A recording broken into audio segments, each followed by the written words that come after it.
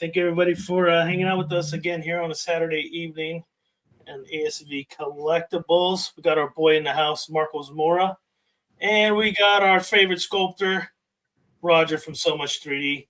I appreciate that. There are so many out there, so I appreciate the love. Thank you. There are more sculptors out there? I thought it was just... Yeah, it just seemed like the thing to say. No, that's it. I'm the end-all, be-all. That's it. That's the end-all, be-all of sculptors. I just wanted to also jump in here and thank everybody that's jumping on the panel right now. We got Knight in the house, Juan Ortega. We got Jimmy from Godlike. Make sure you hit that subscribe on Godlike. Jimmy, what's up, dude? And DB Madness, man. Thanks for hanging out. Anybody else watching want to jump on the chat, ask any questions, any subjects you guys want to talk about? It's an open panel. So we're just here to have a good time and have some fun. Also, congrats to Jimmy. He hit 27,000 followers. So he's almost right there for that 30, man. That dirty 30. Marcos, what's going on with you, man? How's the week been? It was a relatively normal week for work, so nothing crazy. Obviously, like our friend Freddie will be joining us later, supposedly. He's doing fantasy football drafts, and I got 2 on Monday, so I'm going to be locked in on Monday, man. I got in my leagues, we do the draft order before, so I got the number 1 pick in one league, and I got the 7th pick in a 14-man league, which is brutal. So wish me luck in that league, and that's my league with all my friends, and they, I'm a nice guy, so they pile on me for some reason. I don't talk any trash. I'm the nice guy in the league. But everybody wants to see me lose for some reason, So all that I didn't believe anything you said when you started off with these inflating comment. Like I'm a good guy. I know I'm a good guy. No doubt about it. No one that's a good guy starts off with "I'm a good guy." I'm the best guy. No, you can't. The best guy, No, you can't. Yeah. Here's the thing you got to understand, Marcos. You can't claim those things. People have to say those things about you. Yeah. You can't if say. You led with, "I'm a piece of shit." So let me move on, and then I'd be like, then you guys would agree. Yeah, that's true. So. Do tell. But back to the thing, everybody's always against me in that league.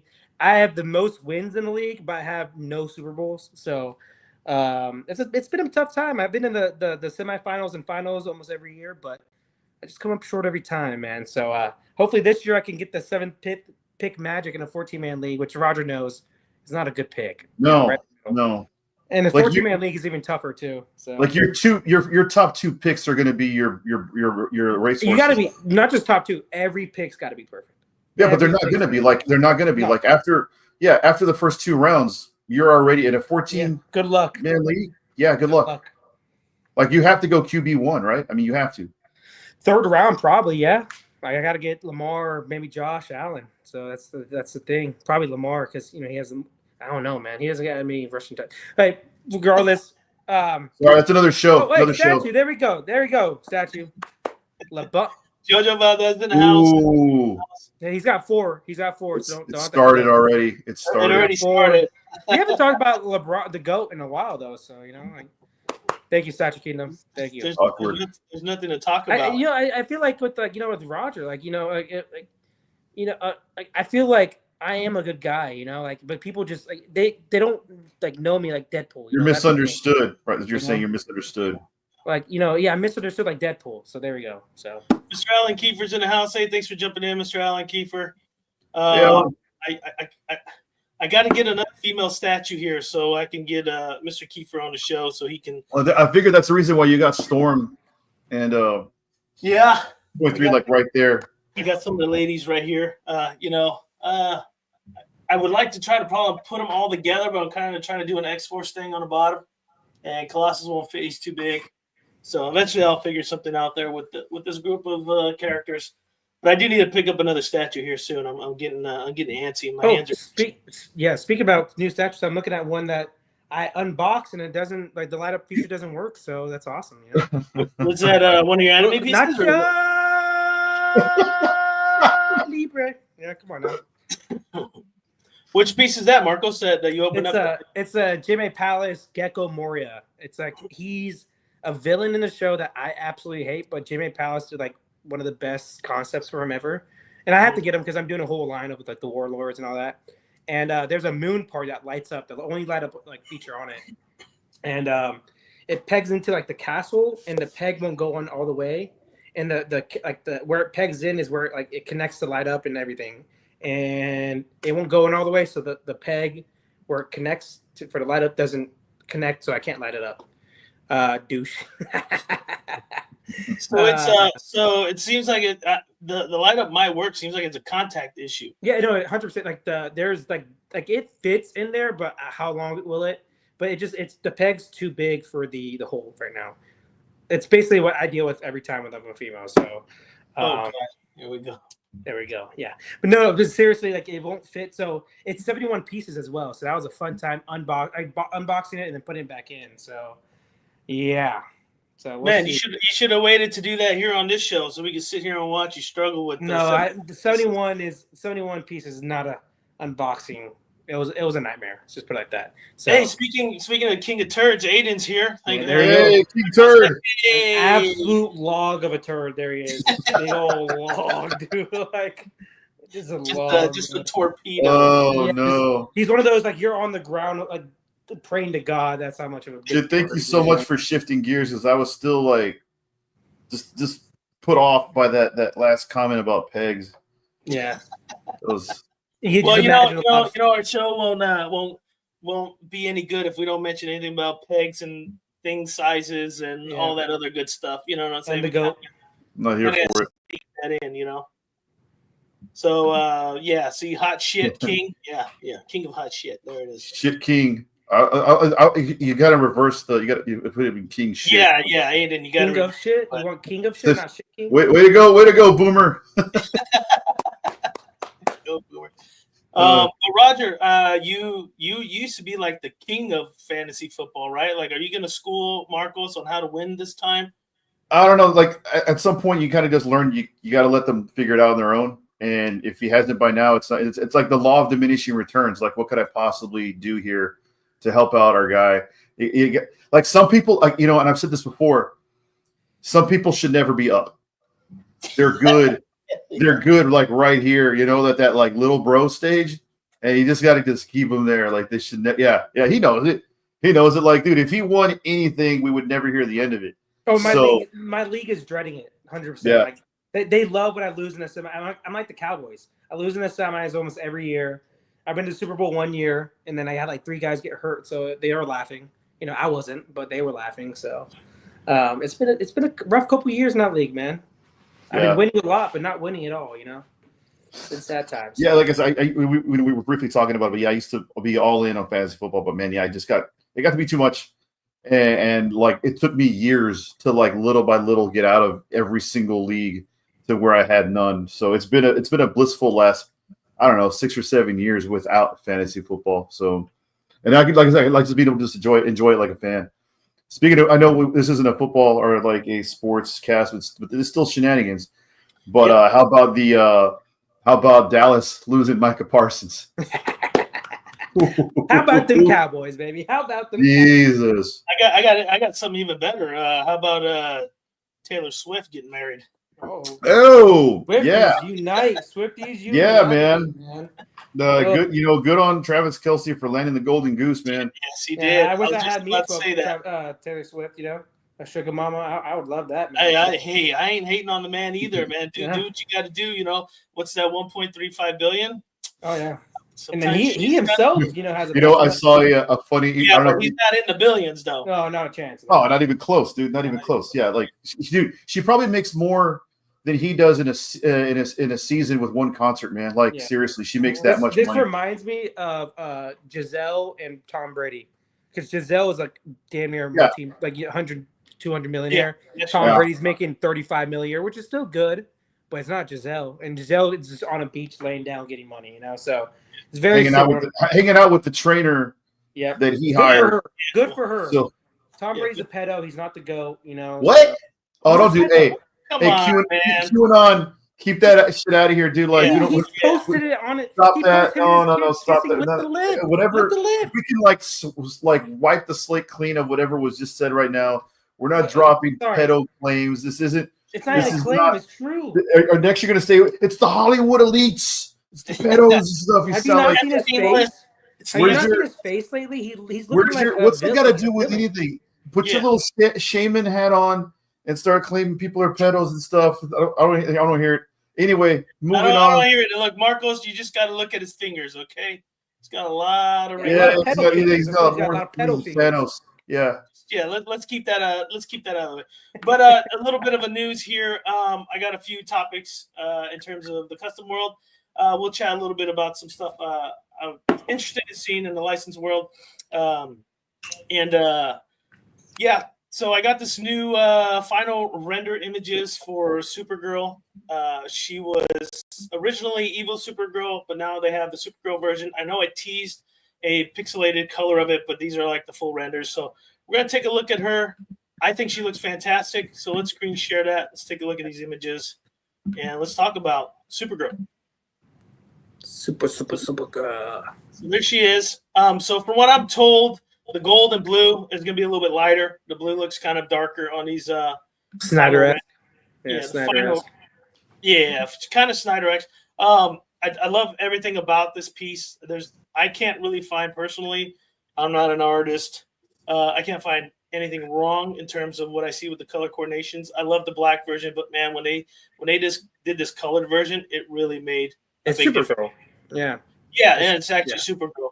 I love the colors of the crystals as well, but I was told this gold's going to be a lot lighter and the blue as well. I'm guessing just to make it a little bit more classic look. There is the animated version outfit with the crop top, so I'll show that soon. But what do you think, Roger, in terms of them progressing into more of a classic Supergirl instead of keeping that evil Supergirl? I mean, they're keeping. I really like the idea of bringing it home and giving it a traditional color palette. I like the evil Supergirl. It's got like presence and it matches her pose. But like, I don't know, man, there's something to be said about the vibrant colors of seeing the blue and the red. They really make it pop and kind of, like I said, make it feel like a heroic looking figure almost instantly. So yeah, I like the idea of it. I think it was a smart idea too, to do that. To kind of really open up the palette for anybody who's a big fan of Supergirl. You know what I mean? Right. And then with this version, with this animated, I thought it was a great kind of touch to do the main piece classic and the swap out torso with the animated crop top. So if you don't, just for the curiosity, is there a version you can buy, or do you have to get each? Like, is there like a $1 be all super deluxe max Uber one that gets all these pieces, that gets all of them? Yeah. So from what I'm told, if you were to order the super duper deluxe, it'll come with. You'd have to literally pick either classic or dark, but you get both figures or both torsos. You get the body swap out. Obviously the torso, not the body swap, but the stand for the torso and the extra spare portraits. And you get, I believe, an extra small base because the base is not removable.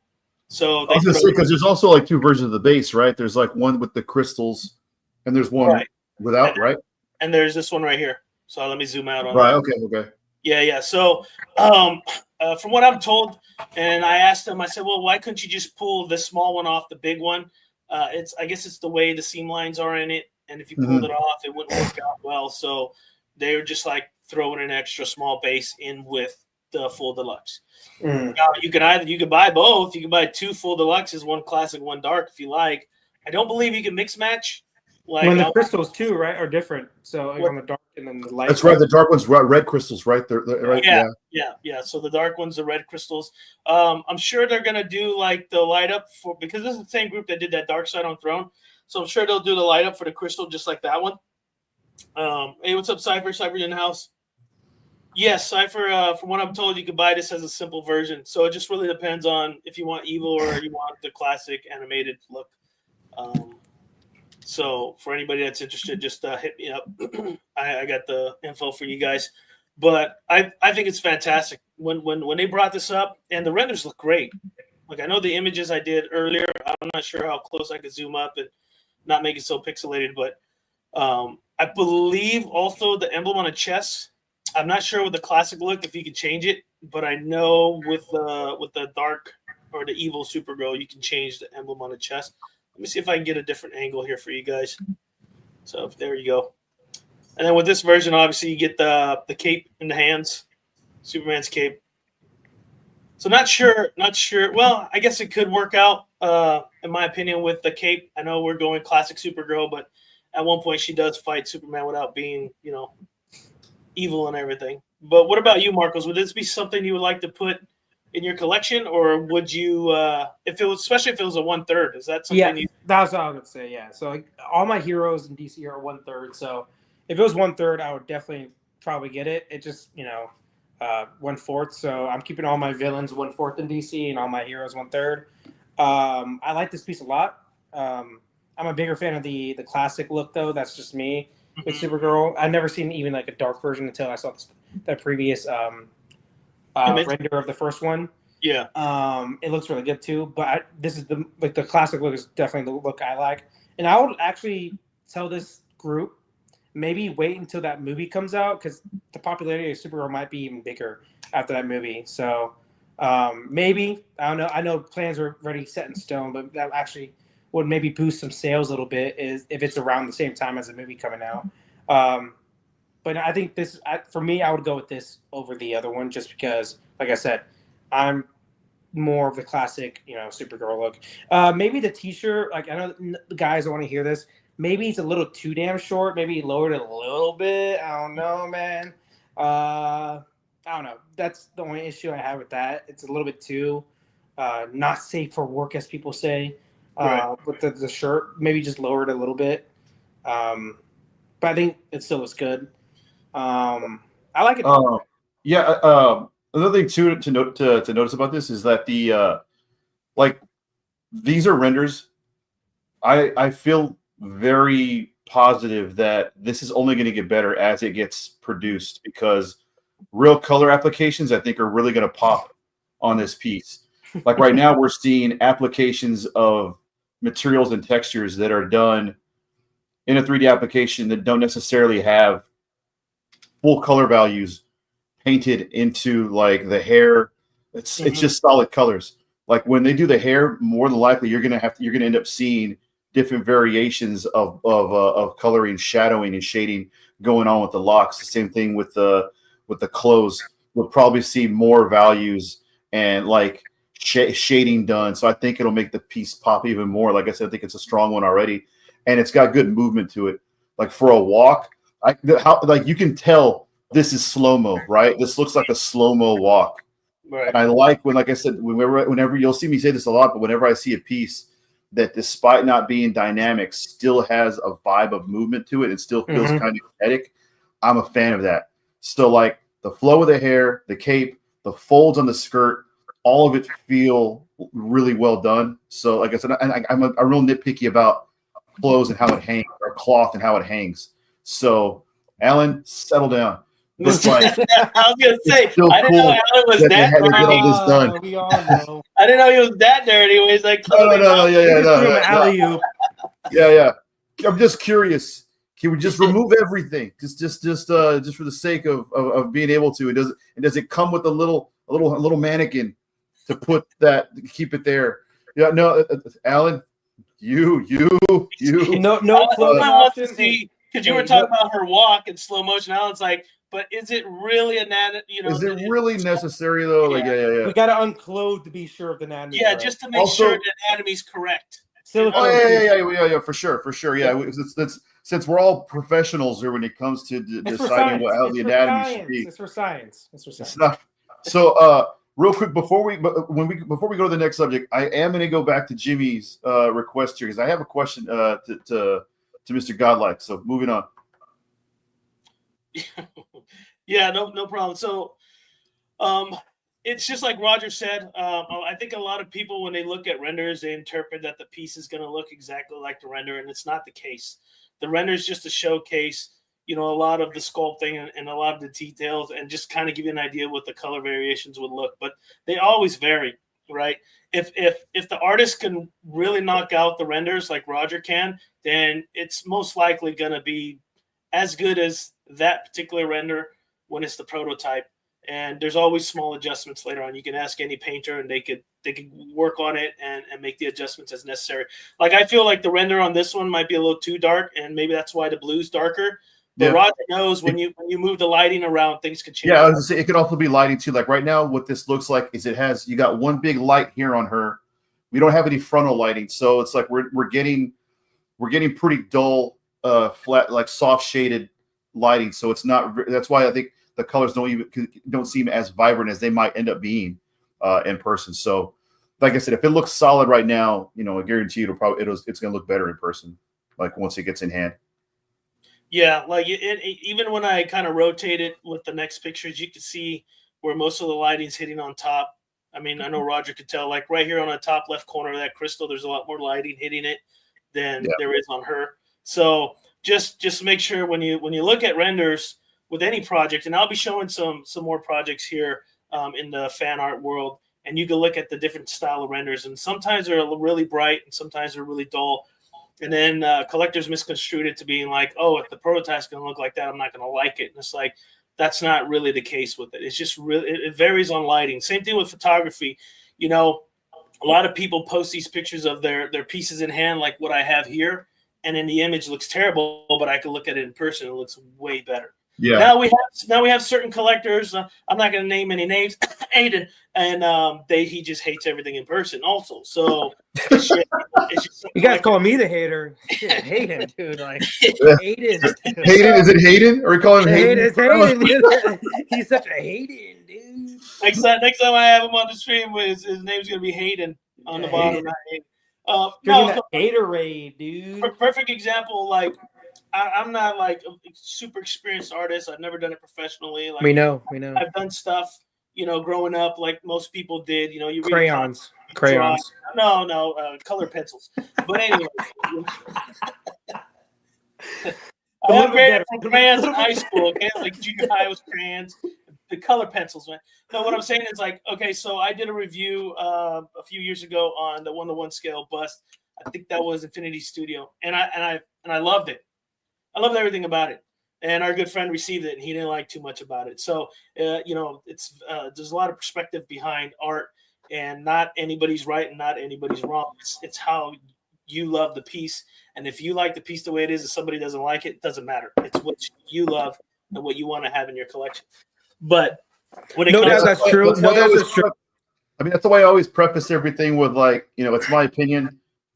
There's plenty of pieces that I'll end up being, from an artistic standpoint, a little scrutinous that, are going to be loved and revered by other people. Like, and there's stuff that I like that I've had in my collection. People are just 100% like, I don't know, man. It's not the one for me. There's a piece out there for everybody. That's how I've noticed. There's even ones that might not fit in my collection or in your collection. There's something out there for everybody. And we have such a really large market these days. Like, I mean, think about where we were 10 years ago on when it came to statue collection. What you had was what you got from like one, maybe two major companies. Sideshow. Yeah. And that, you had Sideshow, but Prime One might have been coming around right around then. Oh no, they were around, but not like as big as they are now. Before that, it was just Bowen. Like 20 years, it was Bowen and Sideshow was coming up, and that's all you had. So we're a lucky group of nerds in this generation to be able to have so much representation of all the things we grew up with and all the pop culture content that's out there for us to consume. So, I like to always make people stay a little humble and realize, like, there was a time we didn't have this shit to consume. There were also just kits that you had to buy and paint back in the day. I remember I used to look at those, and those were hella expensive at the time. But like even then, it was just a kit that you had to glue together and sit there and paint like a model kit. So yeah, the times have changed, but it's cool to have a lot of stuff out there for us. Roger and Will was saying though, things, everybody has their opinion. Things are, correct in some people or look good in some people, and some people look bad. But just know, when I have my opinion, it's not an opinion; it's a fact. So I knew it was gonna happen. That's why I was like partially squinting. I was like, any moment now, he's gonna drop. So when I say this piece sucks, it sucks. It's good. It's good. Bye. When I say it's good, when it's every time, like he takes over in my head, I hear that. Like, here we go, dude. Here goes the clown gesture. Here we go. And then Marcos is like, I don't know why they're against me on my fantasy football. Everybody's being mean to me. Nobody wants to play with me. It's not my fault. I draft the best team almost every year. Okay, it's not my fault. Yeah. Well, after your draft, So Just between you and me, message me. I want to see your draft after your draft. No, I'm just curious. I just want to see what it's okay, like. The 14-man league might be a little rough. That 7th pick. Don't make excuses now, bro. Just like I just want to see it when you have it. You will see it, and you will All like right. it. Just curious. We can talk about next. It's the correct draft podcast. I think also, let me zoom in on this thing. I believe those crystals down there, I think that lights up too. No kidding. Yeah, so I believe the little red crystals around. I'm not sure if the emblem lights up. It'd be kind of cool if it did. That'd be awesome. So if the little red emblem. If I want anything to light up, it would be that like the S.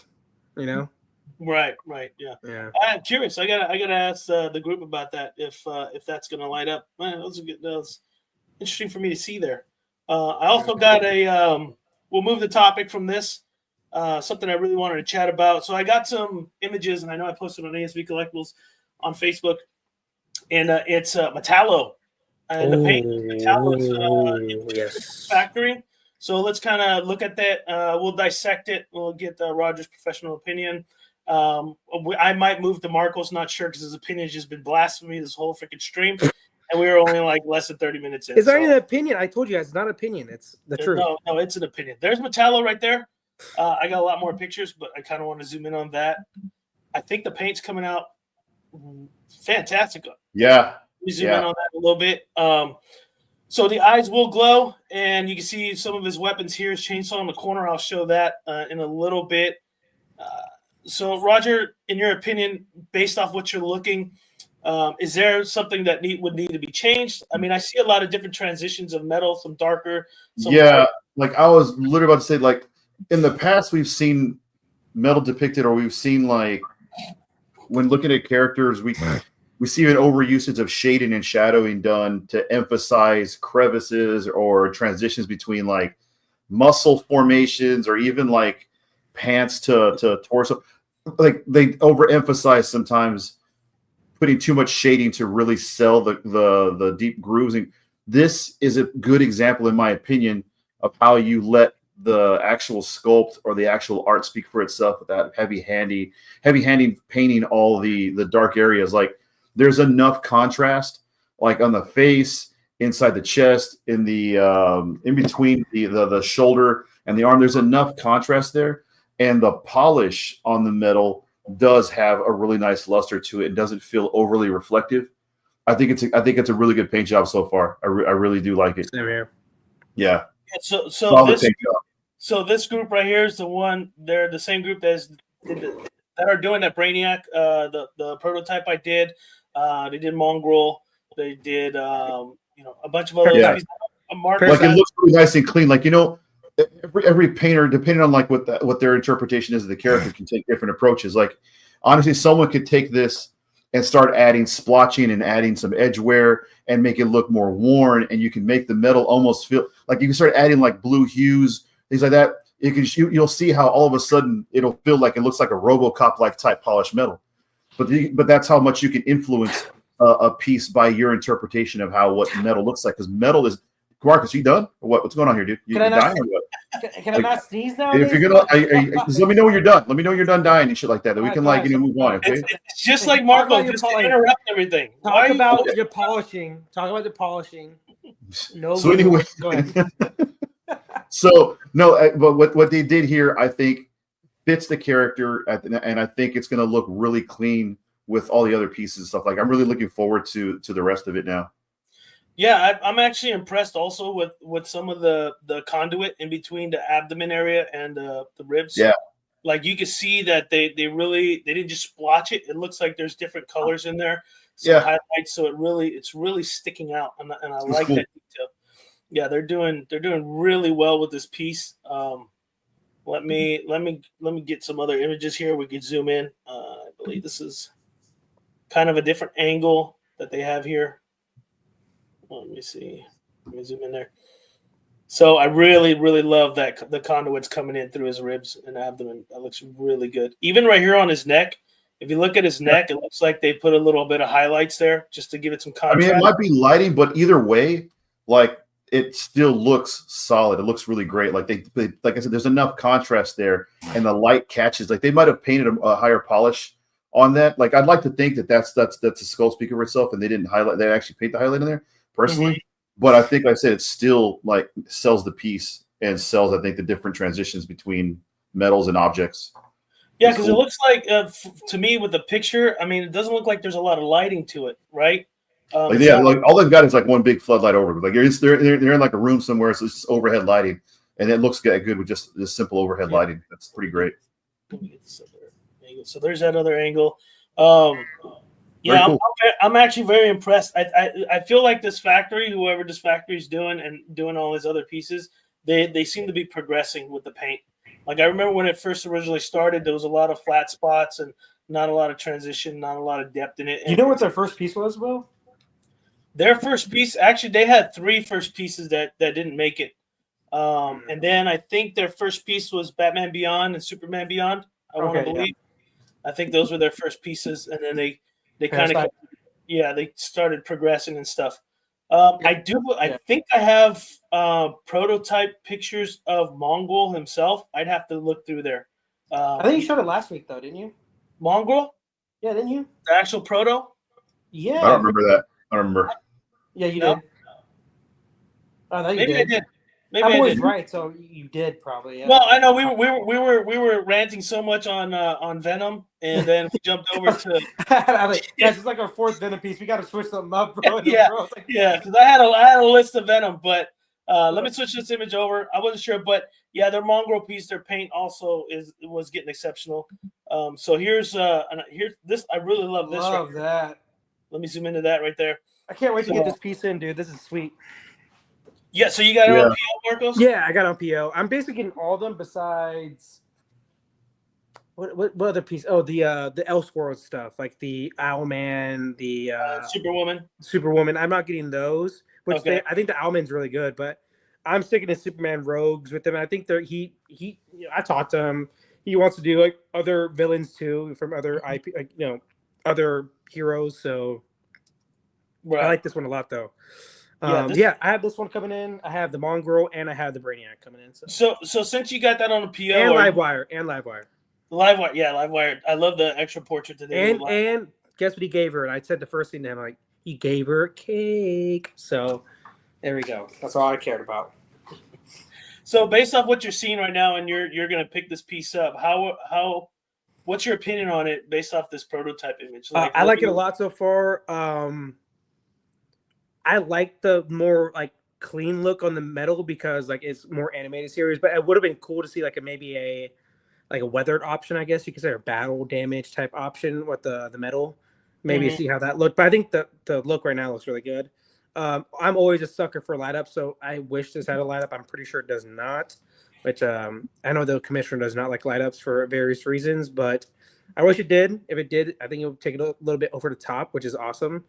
I like that's really crazy. I didn't mean to interrupt you, but I thought for sure it did have a light up because it looks like it. He does like some black lights usually sometimes, and that's about it. So if you check out my my Brainiac review, I grabbed the black light, Roger, and I kind of put it up against it, and it glowed like hell. And there were like different colors glow on it. It looked really, really good. But obviously with black light, you gotta like have the black light, on it, like you can't just like light it up. Well, no, you could have the black light on it, and I think it really makes it pop. And you can take it off, and it'll still glow. It's for a little bit, yeah.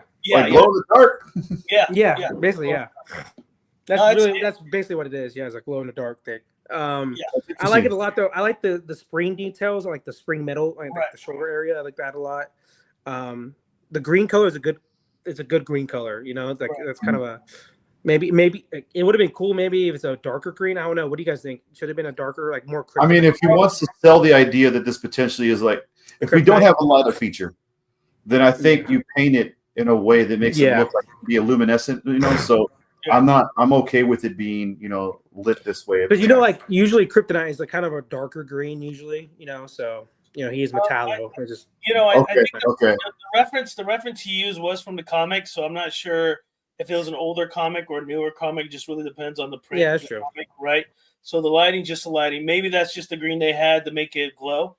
I know they have different colors, but I personally think the green's great. I don't see anything wrong with it. I like the way they did do a little bit of brushing here on this rivet by. Yeah, I was about to notice that. That's cool. Yeah, and you can tell. You know what they did it on the conduits as well too. Like all those tubing, all the tubing has that. Like there's a darker ambient occlusion or a darker shading in between, and they literally brushed over with a higher polished, shinier application of paint over it to sell. Like it makes it look not flat. Like if they had just one flat color over all of this, then it would kind of suffer. But because it's like that, the way it is, there's what are you doing? What are you looking at? What? Oh, you showed the camera, so I know what that was. It's again, like he's threatening me. I'm threatening him with 911. Okay, Mr. Popo in the house. What's up, Mr. Popo? Me. Joining. Popo, what's up, man? Popo, what's up, Popo? Also, this is metallo, DB. This is metallo. This is yeah, it's metallo. I think there's some slots available, DB. If that's something you'd like to have, just hit me up. I do like how they did also the black metal on the bottom with it. There's just so many different colors of metal in there. I absolutely love it. I love to see. They did a good job. Yeah, they did a really good job because I remember when I did their review on their what's the one? Brainiac. No, the purple guy. Parasite. And the base, it just seems like it was more flat metal. There wasn't a lot of depth to it, and I had mentioned that when I did the prototype review. So DB, I don't have anything new. There is a swappable option where he's peeling his skin off, like in the comic, it burns off and stuff, and he kind of looks like the T800 when he gets his sections torn off, and you see the metal and the blood and the skin and all that good stuff. So there is that option. I think he missed the other shots you showed. If you could just show him real quick. Yeah, I can go back. Well, you got to tell DB to pay attention. That's all I'm saying. Yeah, he said he had to go. I think he pooped or something like that in his pants. I don't think he said poop, but okay, yeah, there we go. Yeah. There's the upper torso right there, DB. Just for you right now. We're gonna go ahead and just show that shot. Just for you, buddy.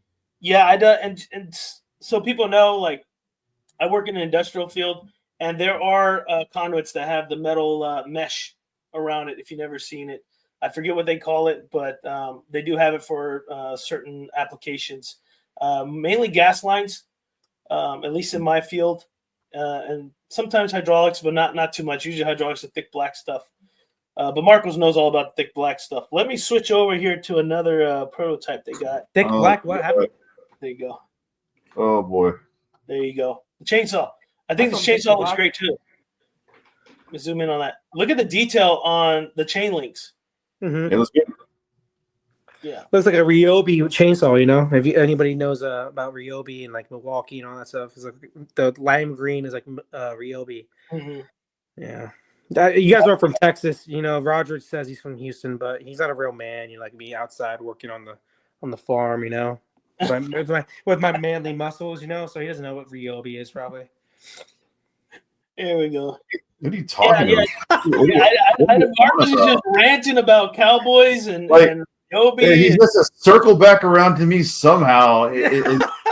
Like the hell? Like it's got to make, dude. You got to work on the delivery and transitions. It has to make sense somehow. It does make sense. It's a lime green. You can't just show random love my direction. Come on, dude. Come on, man. Sorry, you're a city boy, dude. A city boy. But that's right, city boy. Yeah, that's me, dude. Yeah. Hey, E-Man's in the house also. What's up, E-Man? Thanks for joining. Stanley, Marcos is the best on Stanley. I'm gonna let you guys. The ghost. We're gonna watch Marcos' descent into alcoholism like tonight, like right now. Yes, we. Yes, you guys got front row seat. Royale. Come on, 3 shots in. I know. We're only what 30 minutes in, maybe. Nothing to me. Let me keep moving on with this. No, detail's good. I like the chainsaw a lot. I think that's great. I think maybe I don't know. Was there anything written on his chainsaw? I think something you need a Ryobi written on here and a glow. Ryobi, yeah, there we go. Let me switch that over. So that's the other side of it as well. I'm just really loving this application on this. That's good, man. It's looking so good. Even that bottom joint right there, that rivet, it's got the little screw shape on there. They really went ham on the sculpting on this piece. It's looking great. So can't wait to get this one in. Hopefully they send me the prototype so I can geek out on it with you guys when that time comes. Unfortunately, the smaller parts down here are too blurry. I wanted to zoom in on that and take a better look and see if I can see some details on there, but it's way too blurry, especially the hands and shoulder piece right there. Some would say it's almost a tease. It's pretty much a tease. I think those are all the images I have right now of Metallo.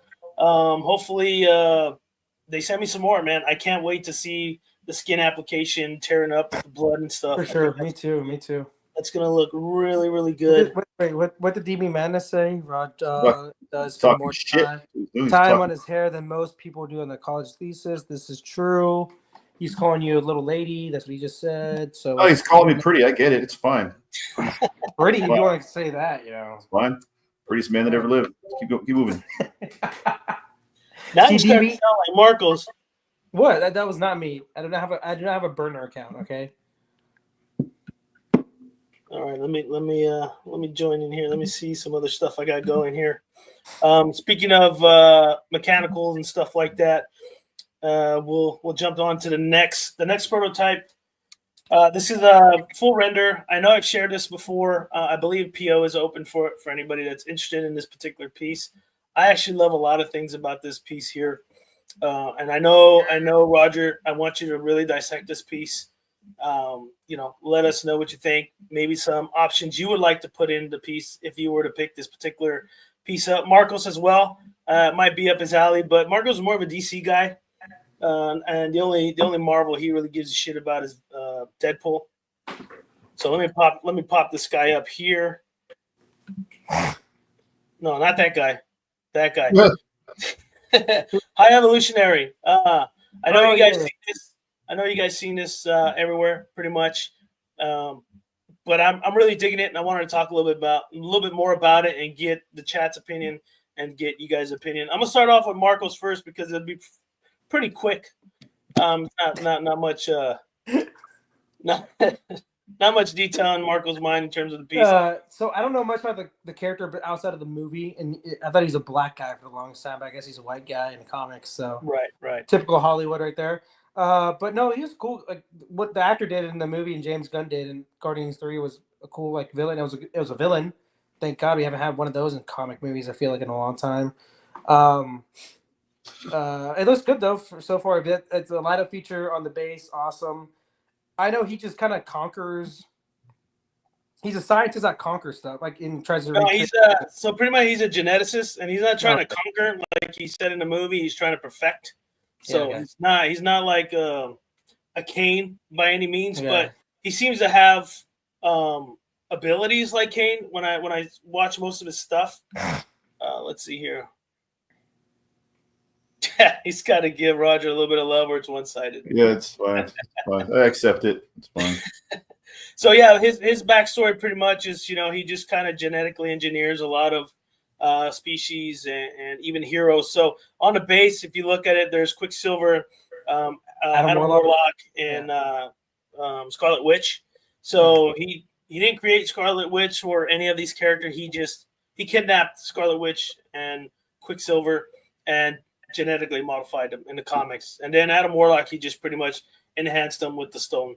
I will say this. So I did say he was a scientist. You said no, he's not a scientist. He's a geneticist, which is a scientist. So just throwing that out there.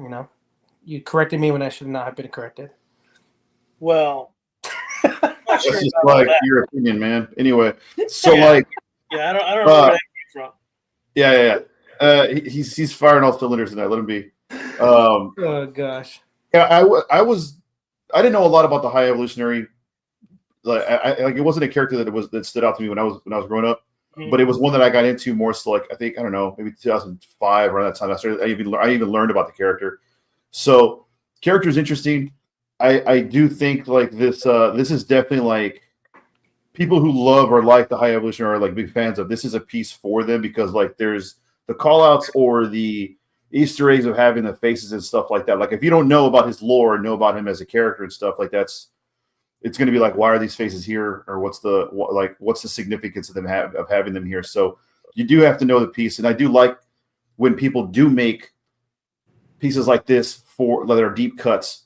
Because how many times do we see a lot of characters or characters that get a lot of love too much in my opinion sometimes, right? How many high evolutionaries are out there? I hardly ever see. Yeah, exactly. So seeing representation of a character that isn't out there and is prominent enough is cool to see. And the fact that they took the time to add, Easter eggs that are part of the lore of this character. So I like that. The light up feature is cool. I'm going to read this shit here in a little bit here, but whatever. I do like the light up feature. I think it's cool. It definitely has a Tron vibe to it. This is another one of those pieces that I think is going to pop and gain, I think, a better visual presence once it's actually got paint applications applied to it. Right now, it has flat materials applied to it that don't necessarily have shading going on that you would normally put in detailing when you sit there and you hand paint every piece. Like the metals are flat. The metal on the bottom is like it almost looks like an onyx or like a really, really dark like metal, almost like darker than gunmetal. The purples and the hues on there are the peaks. I'm sorry, on the actual character. We could look at other images real quick. Yeah. I got more images here. Let me zoom out here. Like those are all, like I said, flat. Imagine when you have a little bit more shading on it. Okay, imagine this piece, like when we look at the legs and we look at all the areas that have like the traditional, I'll call it the comic book ribbed metal, because we see that on how many characters, everybody from like Colossus to Cable to all these characters that have kind of like that ribbed metal. Imagine this having the paint application that we just saw on Metallo.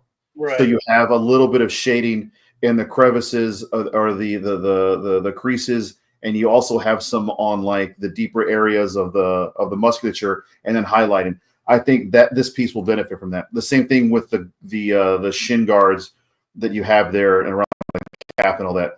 This piece, like I said, could really benefit, I think, from like a really good paint application. There's other portraits too, right? Like there's There's two more. I just kind of going through it. I really love checking out this base. I love what they did with Scarlet Witch's and Adam's face.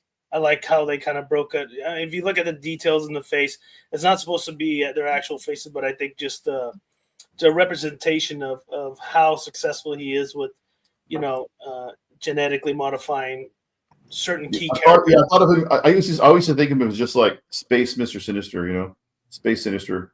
Space Sinister, yeah, I like that. Space Sinister, yeah, that's a good one.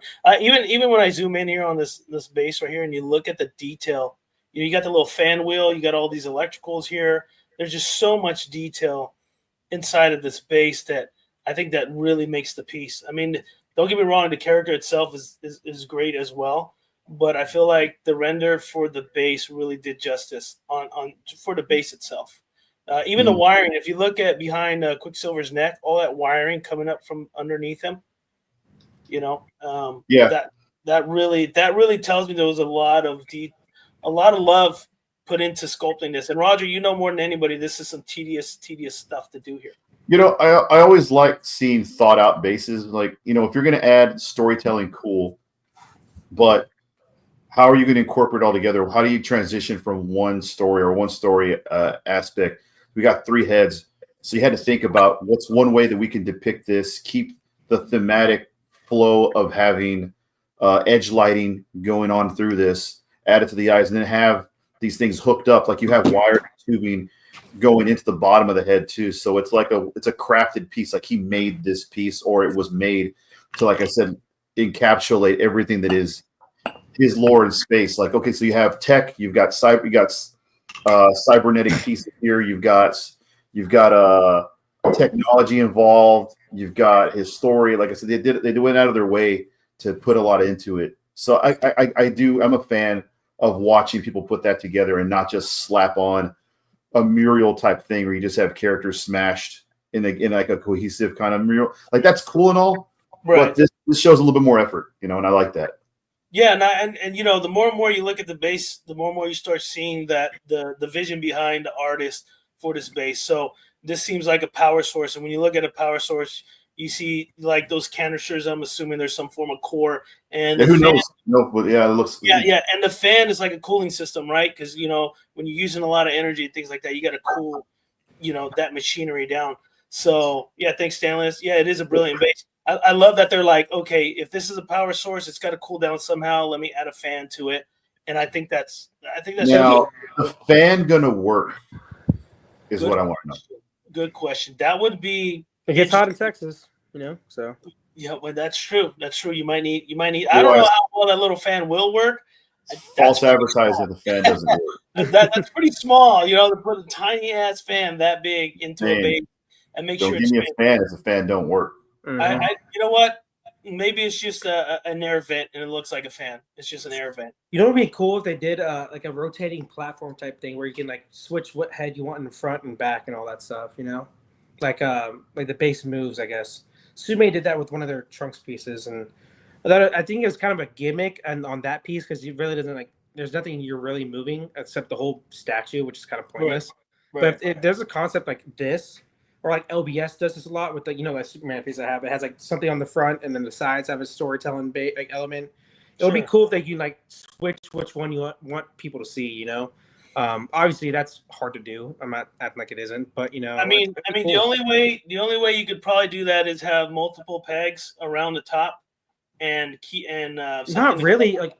So I'm thinking like I don't know though. Maybe I'm just blind ignorance, but like maybe the top part just like right where he keys in kind of just moves. Like you can just move him wherever you want him and like lock him in. I guess I don't know.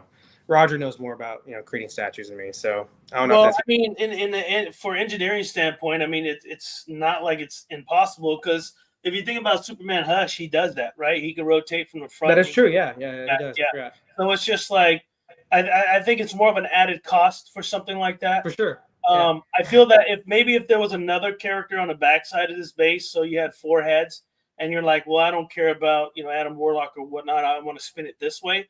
Then that would make sense. But you only got the 3 portraits and then nothing on the back, so it wouldn't make sense for this particular character to rotate. But it's not a bad idea. I mean, because it's been done. So let me see if I got way more pictures. These are just mostly the base, and I know we jumped on it. Let's just kind of zoom in there on Quicksilver a little bit. So I got the brother, sister, and then Adam Warlock, basically. Yeah, Adam Warlock. Those were like more the influential characters he messed with, And like, dude, like I know this piece is obviously not movie accurate, but it would have been cool maybe to do like a fourth person like Rocket Raccoon. So, in the movie it ties back to that, obviously, with him. Right. Like that was like that was the whole storyline. Yeah, see, I don't know enough about the character to know if that's like me neither. I don't know. They just adapted for the movie, or would it really make sense to have? So this is a more comic book adapted. Then we run into that problem we were talking about with that Venom last week. Is like you're trying to please everybody, and then you kind of please no one sometimes. When you try to do everything like that. So I don't know if that's the wrong move or the right move. I'm just saying maybe it could have been done. I don't know. But the base does look great. I think that Tron blue looks really cool, at least in the render right now. Yeah, I can't wait to see it looks like lit up. How those cool. actually look lit up. Be nice. I mean, I believe this will have a light up feature, but if it didn't, having that blue glow and the dark neon, like the last piece we saw with Metallo with the green, that'd be pretty cool too. Like if they wanted to cut costs, that would probably be the way to go, and I think it would work well. But they should cut costs there and not put a Lazy Susan in the middle of it, like we asked about. Yeah, that's dumb. Like ain't nobody want no Lazy Susan on that. Only Marvel. Sorry, that's probably not nice. The Susan. Let's get more scientific. Rotating platform. That's more scientific. So here's the other portrait. So only 2 portraits. You got the human, and you got the mask version. This one he's kind of expressing his abilities. The other one's more like his arms sticking out, like his control over his minions and whatnot. I don't know. I think the head will light up for this one, so that'd be kind of cool too with the blue. I love that we're adding light up features to all of these, by the way, even if they don't. So yeah, that's true too. I'm pretty sure with this particular group they'll do the light up. We're over here like this will light up. That will. This is gonna light up. That's gonna light up. Those tendrils, they actually rotate and they spiral and they light up. So much of this piece right now. Yeah, we're absolutely. Let's just exaggerate everything on this piece. And just say it talks to you when you're down on yourself as well. It's like your personal therapist. So there you go. So Roger, in terms of like this mask and everything else on this upper torso, what do you think about it? I do like the texture on the clothing with the rivets. Yeah, on the clothing's got a cool breakup to it as far as adding like a little bit like texture. Anatomy seems cool. Like it's just a solid museum piece that has some good storytelling to it. And like I said, I think it's going to look even better when it gets painted. So Marcos, and you're not doing any Marvel villains, right? You're just kind of sticking with the DC stuff. Mostly DC. I'm trying to think. I do want to get some Marvel villains, but like maybe not. It's just so much too at the same time. Like I'm collecting so much, and it's disgusting. But like I'm gonna try to keep it DC focused, villain wise at least, and then go from there. But I don't know. I'll get a Wolverine, so that's a villain, for Deadpool. So what? What? He kills people. Wolverine. He's a bad guy. But Wolverine's not. So does Deadpool. Wolverine's not a villain of Deadpool. No, but no, dude, you fell for it. You fell for it. Deadpool kills that was people for Marcus money. He does that shit. No. Like, don't fall for it.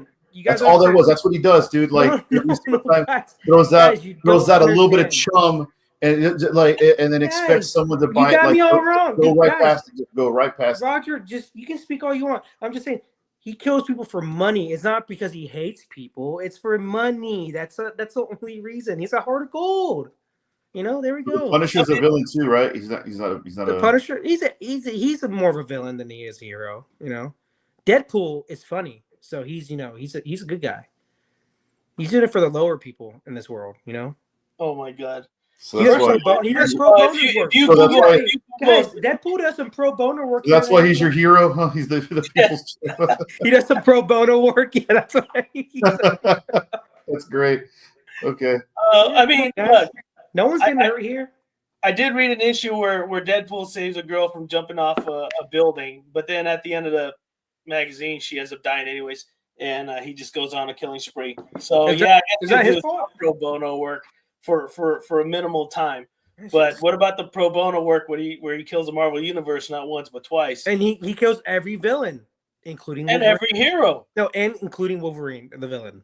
But that's if you Google Deadpool villains, Wolverine's not on the list. Okay, he's not on the list. Ajax, yes, not Wolverine. Not. I love how Roger said I do a little spam out there. That's all it is. Chum, spam, whatever you want to call it. But like it's all clickbait. It's all clickbait.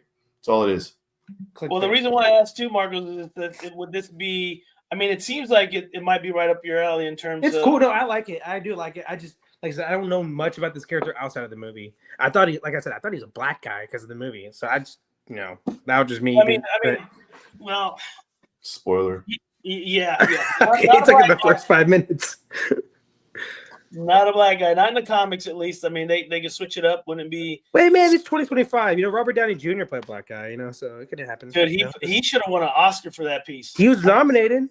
Like he was top 5 in the world that year. So yeah, he should have won a black man, Oscar. Which is crazy, man. He's a black guy. He almost got an Oscar for it. It's nuts. Imagine American history where Robert Downey Jr. wins an Oscar for playing his one and only Oscar. Actually, I think he won it for recently for what's called Oppenheimer. But his first one would have been fucking played a black guy. Would have been hilarious too. No way Oscar would have allowed that. No that's way. That's like Tom Cruise winning an Oscar for The Last Samurai, and he's not even exactly. But that's based on a real fucking story. You guys forget though, Dustin Hoffman got nominated for playing a woman. That and then so it's not like, and that was 83. So it's not like there's Ben Kingsley, I think, was nominated for at least Gandhi. Yeah, Gandhi. Yeah, he was a fucking brown dude. Different time, dude. John Wayne played Genghis Khan. Like it's sometimes it happens. So different times. Happened a lot back then, man. Yeah. I mean, but that's why back then was so great. Yeah, it's not so great. I don't know, man. That I don't like the connotation of that. Moving on. Hey, man, I love the 80s and 90s. Now we got bisexual Superboy. Like, come on now. Now we gone too far the other way. Got bisexual Superboy. Tim Drake's, he's bisexual too. In every show he's in, he's a black guy too. Like, I'm out. He said, I'm out. He's like, I'm out. Can't do this anymore with you guys. He's like, fuck it, I'm out.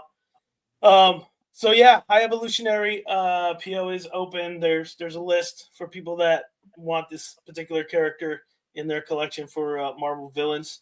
We're gonna jump on the next render, full render. And I know you guys seen this picture before. Our good friend VHN sculpted this piece, and I like to get in deep with this particular character in this piece. I think it's a great piece. I feel that it's going to get made. I know the PO was open for this as well, so there's a list for anybody that's interested in this list. And let me jump on the first image here. And we got our good friend Morph from the X-Men. So, Roger, your opinions in terms of pretty much everything on this. I'm gonna zoom in a little bit. We haven't seen a lot of Morph lately.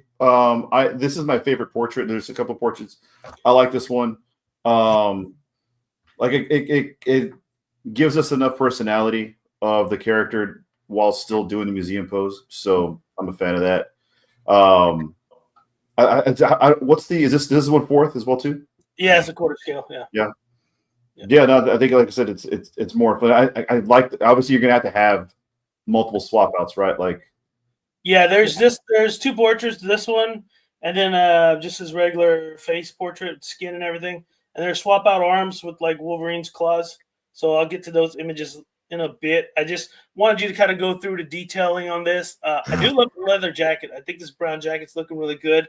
I feel that the fur on there might need a little bit of work, but it's got to be real fur. Real fur. Got to be real. Yeah, I don't think it's gonna be mixed media. I don't think we're gonna get real fur, but real fur. So it's got to, and not faux. Yeah, not faux fur. You want that real shit. Exactly. Yeah. That real animal skin. Take it to PETA, whatever. Yeah, we'll do that. Skin, okay. Croc skin, snake skin. Yeah, let's get it all. Yeah, I like the zipper details. The anatomy's cool. We got enough pulling on the. We have the classic uniform. We've got texture on the blue part of the shirt. Bulge. Not only that's cool. We've got like bulge. Sure, whatever you want. And we've got I like the edge lining because there's so many ways to make the classic X-Men uniform boring. But when you go in and you add seams like he did here to kind of break up the movement and flow of the uniform, I like when artists do that. It's a good touch. Yet still has the '90s look because these are like details that aren't necessarily all in the '90s like costumes in the comic books. But going back and adding this to make it, I always feel like if you did it on 100% accurate piece from comics, sometimes there's details that are missing. Like it looks too simple. Specifically for like this costume, but going in and adding some details like that, I think adds more value, but doesn't take away from the original concept. You know what I mean? There's I agree. And what's up with the base though? What do we got at the base though? Is that like here's what I was talking about earlier about how renders are done. So you look at this base, and I'll zoom into it. Let me get to the top of this base here. So this render is really good. You can see a lot of the details on the render. But if I go back to that original image, you see how dark that is? And obviously that's just because of lighting. Like they went for a dramatic approach to doing the lighting for this. So doing like one big overhead lighting stuff for the sake of drama, which is cool. But like that's why, me personally like to always make renders that are dramatic and appealing and catch your eyes, but then I make a different set of renders that really are illuminated and have broader lighting to give you a real look at all the details. You can see them with like almost like flood lighting. So you have softer shadows, less contrast, and you can actually pick out all the details. So sometimes having an extra set of renders is a bit of a benefit for consumer purposes, right? Like, so if people can see exactly what's going on. I still think this is a cool piece as far as like the details on the base and all that. Maybe a little bit of clipping there with the foot going into the metal piece there. Right here. Yeah, if anything, I think I would probably add a little bit of creasing and probably a little bit more folds. The folds should probably be a little bit starker, deeper in crevices when it comes to the boots. Like the crevices over the top of the ankle and crevices going over. Like you want the shoes to feel a little bit more worn than that. So maybe I would probably add a couple of more creases or edges and stuff to make it feel like it's actually more lived in. But that's just me being a little bit more nitpicky about where I would probably add a few more details to maybe break up some of the forms. Right now we have a lot of good primary and secondary forms, but maybe adding a little bit more details to make it pop for the sake of it feeling more like a 1/4 I sometimes like to see, you can gauge scales of characters based off the level of detail you see in different scales. Like if I see a 1/5, 1/6, you know there's a fidelity cap of how much detail you can get in. Once you get to 1/4, you can start getting some really nice details in there. And obviously 1/3, you can get like, crazy porous objects and stuff. But, maybe adding a little bit more, for me, like I said, personally, adding a couple more deeper folds on some of the boots, maybe a little bit more cracking for adding more details for a 1/4 scale. Well, it does. I mean, I see some slight folds, like if he was wearing steel toes or something, it's like right here, right like toes. Even if you were going to gauge how new those boots were, what would you say?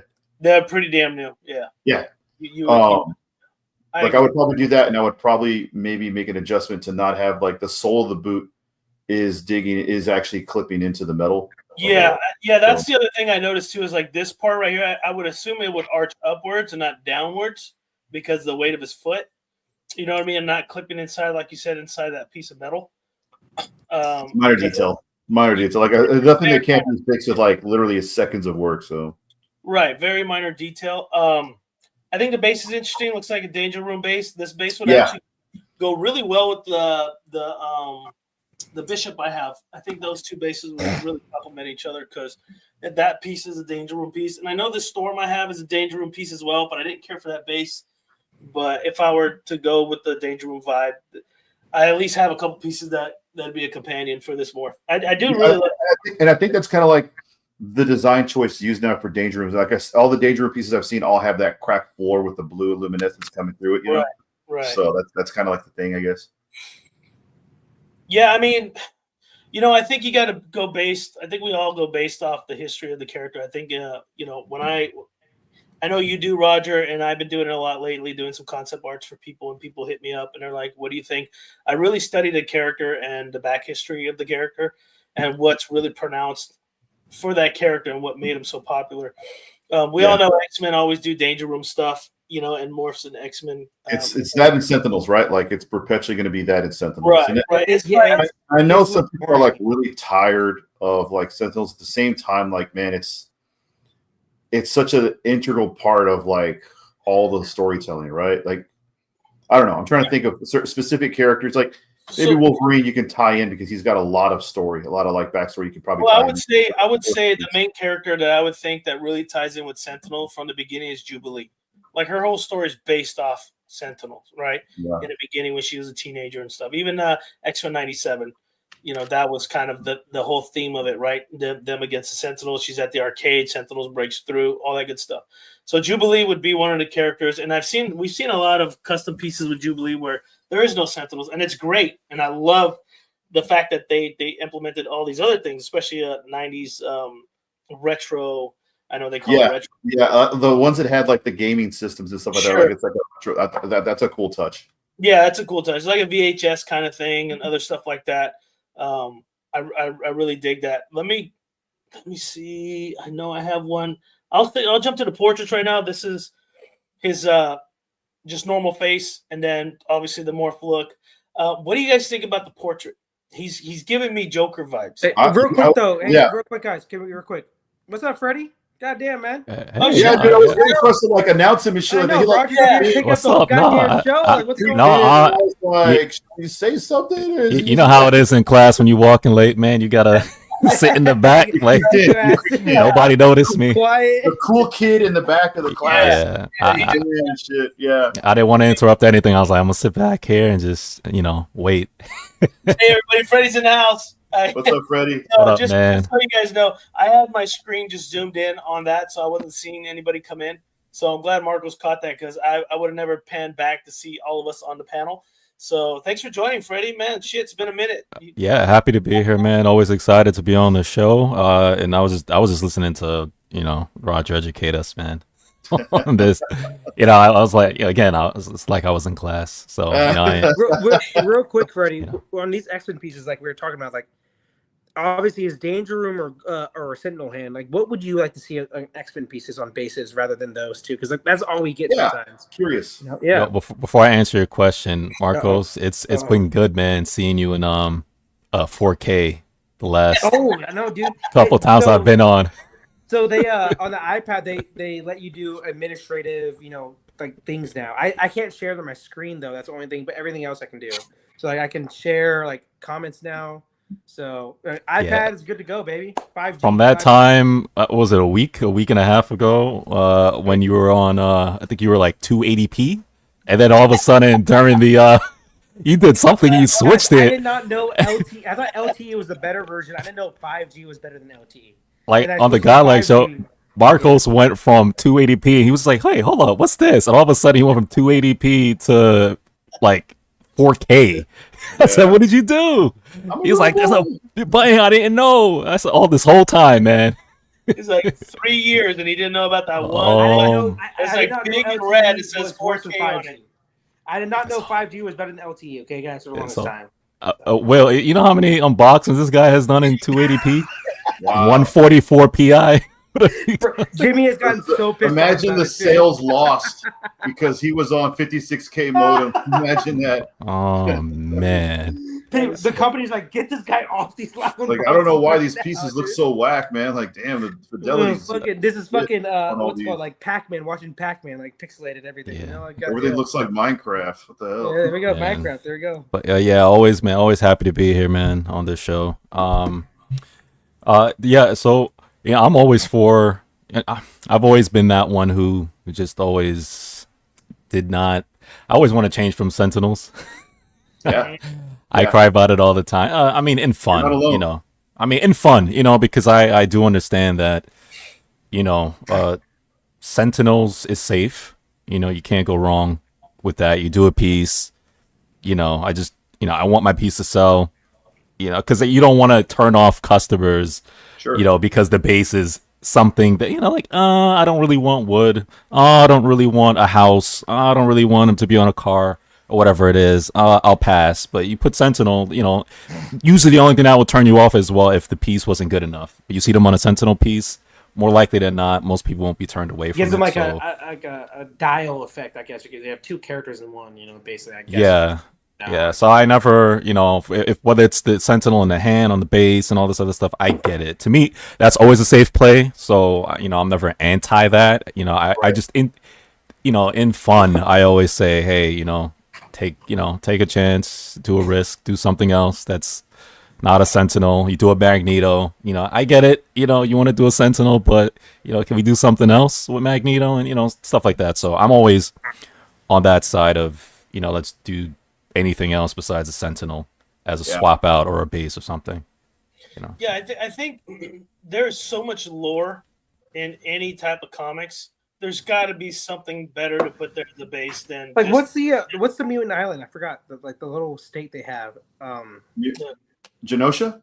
Genosha, yeah, you could do like some Genosha shit, you know. What? So if I just put them on a beach, like that's it? Yeah, that's pretty much the Cancun. Was it the way we're gonna Cancun, baby? Like, I'm just saying, yeah, like what are you talking about? It's not Cancun, it's Genosha, duh. Come on. Genosha, I know what you're talking about. It's like what okay, like let's say Genosha. Well, what visual context do we think of? There's like it's like a futuristic like cityscape, is not like in the comics. But even then, like what you put like some cool Tron floor or some shit like that. I'm not trying to be shitty. I'm just trying to ask. I myself don't know what that would be, because I've caught myself a dozen times having the same opinion as Freddie. Like, dude, what do we do different about it? What would be something else? And I always catch myself at a bit of an impasse. I got you. I got a perfect one. Scott Summers with Emma Frost on her bed, no clothes on, and then like Scott Summers on top. You know, like easy sell right there, right? I think you're going for a whole different genre. That ain't oh, my bad. I thought we were talking about Brazzers. My bad. Okay, we'll go back to stack. No, my bad. Alan's like, I don't remember either one of them having OnlyFans in the comics. So Yeah, I think we go. It was the only time Cyclops is cool when he was cheating on Jean Grey, baby. The only time. Oh man. Aiden said it best. Just put a fire hydrant. No, easy. There you go. Yeah. Fire hydrant. Ship it. Fire hydrant. So my point is, it's like I think there's just so much lore and so many enemies for each of these Marvel, DC, Image, whatever characters that you could find something that's unique that true comic lovers of that particular character will know. right? So if you do something, they're like, oh shit, that's from that comic. I remember that fight. Like I haven't seen a Deadpool with an Ajax yet, like a statue of like that's true. Ajax or anything like that, right? Well, he's a dishwashing soap. Deadpool on a rainbow, Deadpool on a unicorn, Deadpool. Oh yeah. I don't know. Deadpool's one of those characters you can literally put him on anything. And sure. Comic book page. Like him on the exploding scooter, I thought was one of the coolest like bases. The best I have that. That's creative shit. That's cool. Yeah. But what I'm saying, Deadpool, Deadpool's a character you have so much more freedom with. Honestly, you do. Yeah. That's my he's point. A cartoon character. There's so much lore. There's so much lore with Deadpool that you could do those things, and people are thinking about that when they're making these pieces. That goes the same for Wolverine, even Morph, Jubilee, Jean Grey, Cyclops. I mean, there's so much. But we do for sure with Wolverine. We do get a lot more variety. Like we get like ninja bases, samurai tops. We get woods. We get snow. Outside that, like Cyclops, World War I, World War II, like you can put him anywhere. So I guess I see what you're saying. Well, like more, you get more. I just didn't understand the Wolverine in the medieval knights because he's not that old. But everything else, probably that one. Yeah, I can understand it, but it's like I think what's happening now is people are being more creative with their concepts and stuff. And I know there's I talk to these guys all the time, and they got some really good stuff. And hopefully I'm able to share it later on. But, I got tired of the Sentinel thing myself. It just felt so saturated. Outplayed. Yeah. That's why, like, okay, I'm going to bring up LBS Magneto. I seen that in person, that 1/3. And I loved everything about it because there was no Sentinel. It was like a satellite thing or whatever. He's floating. Think about like the LBS Spider-Man. Like, how it's kind of on like a church, type of chapel type thing. Right. Just replace that with Nightcrawler, like something like that with him and the Catholic Church right behind him. I think there's been one like that, Marcos. I think there's a custom piece where he's like breaking through like a Catholic. Cool. So basically, like my Daredevil I'm looking at right here, PCS, But no, I'm just saying like do stuff like that rather than Sentinel hand Nightcrawler. What would you do for I mentioned it. Magneto's the poster child for Sentinels. I don't know how many Magnetos there are. You probably line up 50 and probably 45 of them have Sentinels. Like, what would you put with Magneto? Like, what's out there? Know, like maybe some Auschwitz shit. Honestly, like let's do it, dude. Like that'd be cool. Like storytelling, like him destroying. Him destroying like man's armaments, whether it's like an amalgamation of a tank and like war machines and stuff like that. I think something like that would be kind of cool. I thought about like him, like Silver Samurai, like some shit like that, like breaking up Silver Samurai. Maybe I don't know. Well, that doesn't make any sense. He doesn't know where to touch the silver. What are you talking about? What are you talking about? Stop. He's all metal. That's all I was saying. He's all metal. Just because he's metal, that's it. Okay, it's fine. Just put Iron Man in there too. He's all metal. Iron Man base with Magneto. Fuck yeah, that'd be cool. Out of your element. Thank you, Roger. You made it cool. Roger, you made a cool statue concept trying to make fun of me.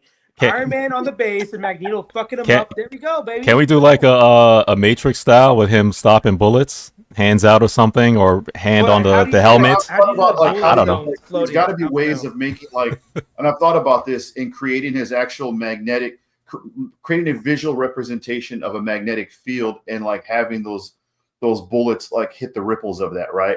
Hitting the rip and creating some ripples. That's one concept I've had of it. Because like I said, there's certain characters that I would absolutely love to tackle, but I'm always like not afraid, but super hesitant to do just because they've been done to death, right? Yeah. Like, dude, would I love to do Magneto? Hell yeah. Would I love to do Batman? Absolutely. Would I love to do Wolverine?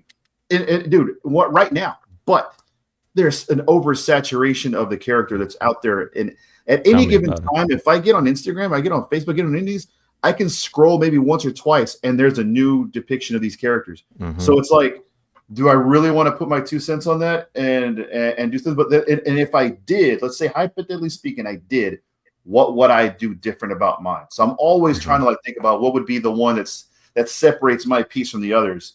And like I said, I've thought about that as far as like maybe using the armaments of man being kind of like destroyed and creating some type of base for him that's in the shape of like, I don't know, an X or something like that. He's pushing off. But then again, if I do that, how many pieces of him are him pushing off of something elevated or, floating in midair? Like that's every single piece as well. Like it's very rare. The LBS one, yes, he is standing, But other than that, every single piece, including the one I got right up here, like he's floating or being pushed off of.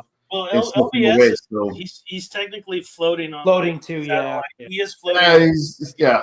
Yeah. Well, even then, like, okay, fine, you just prove the point. But like I said, they're all like that. It's really rare, you know. So I had to find or think of something, right? And that's what I catch myself. And I wonder about these studios too. What do they do? Let me see. What do you put? Surrender. Yeah. Oh God. Like PDD is my PDD. Yeah, we get that Diddy Mojo. Look at that Diddy Mojo in there. Mojo Diddy, whatever you want to call it. Oh man, we just go in there. The paint job is just slick. I you know, one scene, and I think they've done it in the custom piece. Don't get me wrong, is where he rips Wolverine's skeletal body. Yeah, right? that's that. Yeah. Fatal Attractions. Yeah, I've seen some of them like that, but I think there would be it would have been nice if there was a version where he's floating. You know, like the Wolverine's adamantium just kind of floating there somehow, and he's in there. Maybe a Rocky, or just depending on where the battle was set. But that would be something different than him sitting inside of a Sentinel or ripping a Sentinel apart or something. Or we could do like the shitty last what was it, the third movie that what's his name did, like do it on Alcatraz, you know, like some stupid shit like that. Dude, like what were they thinking with that movie, dude? What was that dude, movie like called? we don't X-Men talk about Last that one, Stand? dude. We don't talk about that X-Men one. Last Stand? Oh What is yeah, it yeah, called? the last X-Men. The Last Stand, the last dirt. Stand. Yeah. Oh, dude, That was like the Alcatraz. Like, what are we doing here? It was a really bad movie, man. That was a bad movie. Horrible, dude. So Cyclops dies within 10 minutes of the movie. Like, what the fuck? They literally decided, like, how do we kill this franchise in one as film? soon as possible. Jeez, Yeah, man. bam. You know, I never understood that. It was because it was the last one, and they're like, these actors don't want to come Well, back. that's it, though. I don't understand why it was the last one. Like, you have 40 years of content to go from, and you want to just wrap it up with a third movie. James Marsden would rather do kids movie with like animated like Sonic and other like movies like that rather than That was bad. And plus, it was a different actor. It was a different director. What was his name? Brett Ratner made that one. So it's like the rat. Yeah, the rat. Mm-hmm. I don't know. I give him credit though. He gave us Rush Hour 1 and 2 and 3, so I love those movies. So no, dude, those movies are whack, dude. Like honestly, I would take. Whoa. Yeah. No. They're cookie cutter, rinse and repeat, buddy cop drama. 100%. Like two different actors from two different places. Got to be friends now. Got to figure something out. Oh snap! Well, I didn't know you were thinking. I didn't know you were looking for Shakespeare and Rush Hour fucking movies. I'm not. I just want something original. That's all. I don't want something that's literally. Dude. You know what? I was going to make a version of Lethal Weapon for kids that are just 10 years younger. So that's what we're just going to do now. Okay, so let's do that. So DB Madness, yeah, I agree. Maybe Magneto versus Doombots, that'd be cool. I don't know about Ultron. They kind of did that a lot as well, but Doombots do sound kind of cool. What do you mean? Yeah, Marcus is fired. Look at that. There he goes. I mean, was he ever hired? Aiden never was there. Hey, Marcus is going to get fired from his volunteer job. How do we tell him like he hasn't been getting paid for months since he's not actually? I'm doing for the love of the game. The love of the game, baby. Marcos is like that dude from Office Space. I was about to say that. He's been sitting there with his stapler. Yeah. He's like, I haven't been getting. I'm bringing everybody in here, though. I don't know. You guys are that guy. Of course you are. I know. Yes, you are, Pookie. Yes, you've brought everybody here. You've made us all the men we are. The channel wouldn't be the channel without you. Thank you so much. Thank you for proving my point, Roger. Thank you so much. Christ. Fucking man child. I love you to pieces, dude. I swear to God. I'm gonna make Roger lose his mind one day. Little brother. That's actually minus 110. Okay, because Sauron sucks as a character. Okay, Sauron's one of the worst X-Men villain characters, whatever you want to call it. You know, I'm just gonna make a pterodactyl talk. Flippity doo. That's cool. Oh wait, he's got mind powers. Oh snap. So we got like he doesn't like it. A Jurassic Park dinosaur that can do stuff with its brain. Dude, they really phoned it in on that one, right? Like, I mean, don't get me wrong. It's the worst thing that came out of the Savage Land. That's right. It's the worst thing that came out of the Savage Land. Wait, like even over what's his name? What was that? What was the male character? The X-Men. X-Men. What do you know? You know. What was that character's name? Not Quasar. What was the name of the? Dude, what was the name of the character? There was like a guy that roamed around with a spear and stuff like that in the Savage Land. He's probably Oh yeah, You're an X-Men guy, Freddie. I guess it doesn't matter, right? Like, never mind. We already forgot Yeah, who he Guy is. with a spear, Mother Escani. I don't know. Yeah, Kazar. So there you go. Look, yeah, Kazar, that guy. Exactly. Yeah, our boy. Yeah. Okay. So that guy's cooler than Sauron. Okay, let's put it that way. Okay. So I like to thank. And let's just steal the name from like a Tolkien character too. By the way, let's just do that. So Marco 2.0 from Collector Zone, thank you for jumping on the stream. Really appreciate the love, man. Thank you. We had him last week. No. Let's just call it Marcus Prime. Marcus Prime. Okay, it's Marcus Prime. All we right. got Marcus Beta on the team. We got Marcus Prime. Marcus Beta. Yeah, Marcus Beta. All right. Instead of and so what? Look. DD Madness has a theme here. Like next is Godzilla, right? Like He likes he's like scale skin. It's all reptile people. Okay. No, man. yeah, he said they're all goats, but they're not goats. They're reptiles. They're not. They're goats. They're lizards, bro. They're lizards. Yeah, they're legit dinosaurs, bro. That's what they are, not goats. Yeah, I don't know. I mean, you're kind of right with that, Roger. I wouldn't know what to do with a pterodactyl. I was looking for my card, but I want to do something like this. Oh, is that Wolverine? Yeah, Is that Wolverine on top of Wolves? it? Yeah.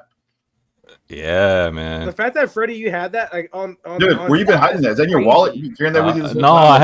I have a bookshelf. I have a bookshelf right next to me with comics and cards and stuff like that. Never leave home without it. I have, yeah, Never leave home without it. yeah. I have all my This is I have all my basketball cards, my This is comic gold cards. card right here. Yeah, man. Freddie's like McLovin. He's like, bam, got my. That was Yeah. so good. Hey, I used to be like that with Yu-Gi-Oh, bro, and then I went to the flea market, got fake Yu-Gi-Oh cards. I started killing everybody, man. bro. Killing them, and all my cards were in Japanese. I mean, I'm not current with X-Men lately, but during my run in junior high school, like I was like, like Watching comics, X-Men, and cars and stuff like that. I was very big on that. But now anybody asks me something like I don't remember who's what, You're so DC now. I don't even say like I'm an X-Men guy. I just because I can't even regurgitate some of the stuff. But like I said, we're kind of getting concerned there because you haven't been on the stream, and I've been hearing lately that you're not a 1/6 scale guy anymore. So oh, nah. I'm that. still 1/6. all right.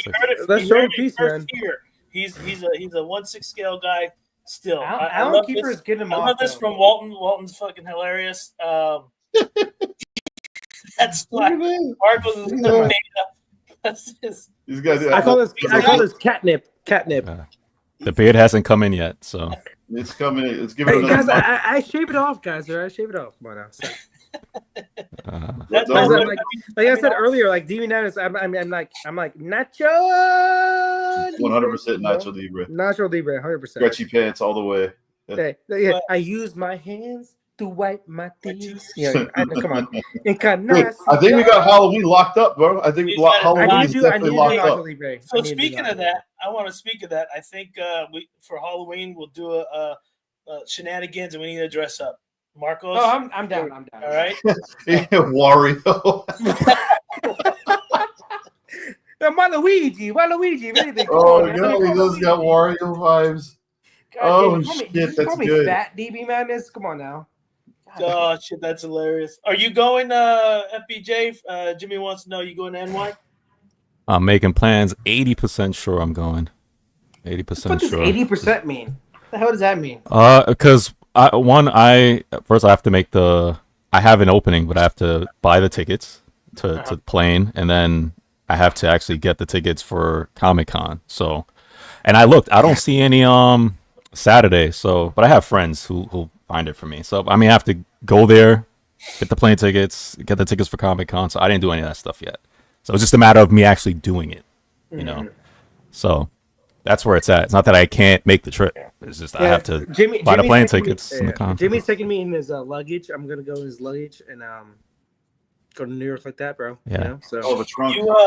You taking the fam or just yourself? Just me. So I go back and forth between Florida and New York constantly. So I have to make the trip for New York for work. So I'm just gonna do a combo and then just go to the con at the same time. Nice. The drug trade is strong, man. That's it is. It is. That's the pipeline, bro. I know that pipeline. He's like Tom Cruise in that one movie. He's like Tom Cruise in that one movie, man. Just flying. Oh, dude, he's flat out Miami Vice, bro. That's exactly Miami what that is. Vice. Oh, Yeah, Freddie. man. He's a Florida boy now, so it makes sense. Have you seen Martin with Cole? Yeah. Tommy don't have a job. Like, what do you do, man? It's like, what do you do? I know I got a job. Come on, quit playing. Yeah, come on. He's like Martin, man, you picked me up, man, from my job. He was like, you remember that black building? He was like, first of all, I just seen you pop up and showed up. It's like, I don't even know if you came out of there. He's like, stop it, man. You know what I do. You know what I do. Or when they thought he was a stripper and they went into the building and it was part of his job and they're like, yeah. Man, I love that freaking Martin show, man. Yeah. Or when he's at court and he's like, what's DTG mean? Yeah. Yelling, what's DTG? He's like, got the draws. Okay, I got the draws. Man, I love that show. I love Martin, it's hilarious. But yeah, that'd be cool, man. You're gonna do a little gimbal. You're gonna take some video and stuff. Yeah, I do that. Any of you guys going? Any of you guys going? Or no? I can't even go the one like 5 hours from me. San Diego Comic-Con, I ain't got time for that. This whole last week, man, I've been working 16 hours. It's been rough. I've had a rough week, man. So I wish I could go. Every year I say I'm gonna go to San Diego Comic-Con. I'm like, never happens. Let's go. Hey, let's go next year, Will. Let's do it. But I am gonna go to the Collector's Zone Statue Con next year. That's gonna happen. I already got my plane ready. I got my money saved. I gotta go with you now, Will. I come on now. I want to meet up with you one of these cons, man. I want to go to San Diego with you. Well, what about Texas? Don't you guys have a con there in Texas? Yeah, we do. The Dallas one's really big, actually. It's called Mr. Nice Guy knows it. It's like DreamCon or some shit like that. Yeah, it's a big one. Yeah. Lost the plane. Yeah, no, I don't have a plane, but I'm what I meant was yeah, that's what you said though. You put them he definitely I have plausible deniability. I don't have a jet. I'm just saying. I got the plane ready. You said that. Just he's not for the super Taylor Swift. Cowgirl Con. I will go to Cowgirl Con. Let's go. Oh, Cowgirl Con. 100%. That's a Dallas Cowboys game. That's what he's referring to. So it's. Well, a lot of cowgirls, though. That's all I care about. Yeah, no, hey, Freddie, man, that's going to be dope, dude. Hopefully you do get some video. Share it on Godlike. Share it here, man. We'd like to see what was going on and how. Yeah, take us with you. So for sure, yeah. Because anytime I go, well, I went to New York Comic Con for like 10 straight years. Took 2 years off, so I'm happy to. Can't wait to go back again. But anytime I go, I always go to the after party stuff. Which I enjoy. You were in New York like last month, were you not? A couple months ago. Yeah. That's what I said. I'm back and forth, man, because New York is my home. So, but the after party. I don't know if any of you like who've been to New York Comic Con. There's generally after the con is over. There's always like events. I don't know if it's the same thing with San Diego because I've never been. But with New York cons, there's always when the con is over at like say 6-ish, 7 o'clock, I think, or whatever. After that, there's usually like events that go down either in there or like on other sites in the area. And sometimes Bottleneck, they'll have their stuff during the con where they'll have their little their art gallery kind of show, and they're always giving away stuff. So I don't know how many of you guys know that stuff, but I generally down for that stuff. So when I'm there, for those who don't know about that, we link up.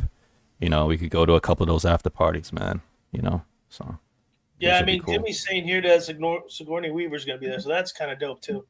If you get to get in line and meet her, that'd be pretty cool. That would be rad, man. That'd be really cool. Takes anything alien you have. It doesn't matter. It could be a picture, anything. Try to get that. Marcos, take him. Yeah, whatever. We know Marcos is an alien. One of them lizard. I know. I think Alien's the most overrated franchise out there. So don't talk to me about me with Alien. So you hear? You guys are hearing this, right? I'm not. No, I heard it. I hope everybody heard it. It's the most overrated franchise. Dude, you're the most overrated. Oh, yo, the last time I went to a con, right, was during the first year after the pandemic when things were starting to open up again. Mm-hmm. And a few of the pictures I had taken was between glass. So I'm excited to. I don't know if you. Yeah, I don't know if you remember, like for those who went to the con, like when things were starting to open back up and they had like the glass and then you had to take pictures between the plexiglass and stuff like Yeah, that. yeah, Crazy.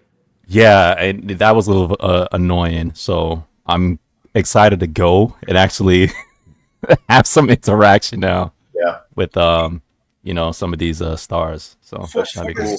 for this con, do you have already a kind of a idea? Because I know they probably already have it up on who's going to be there or not be there. Is there like a map direction you want to go see first, or celebrities you want to meet up with if you're going to do something like that, or you just kind of free flow and just fuck it, just go there and I haven't made the list yet because I only really decided last week that I was gonna go. But yeah, I generally beforehand because I have to allocate the funds as far as who I'm gonna take pictures with or get autographs. So I always do that checklist first. As far as like the premiere ones, because a lot of them they're only there for like a day or two. Some of the premiere ones, I don't know what day Sigourney Weaver's gonna be there, but some of them be like, I'm only there for like Saturday, and that's it. So I always have to make sure I lock those in.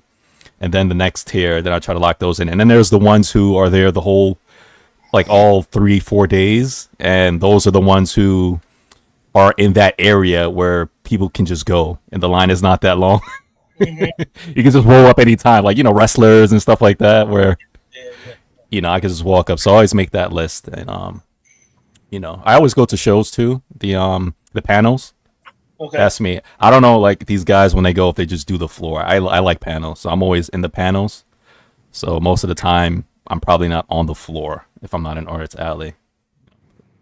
So a lot I of have a plan. content that old Pac West is going to be this weekend. Oh, I did not know that. Yeah, dude. I went to PAX last year. That was good. Was PAX like New York and San Diego, or was it a little smaller venue? PAX is generally more like it's all game oriented, like video game oriented. So it's Yeah.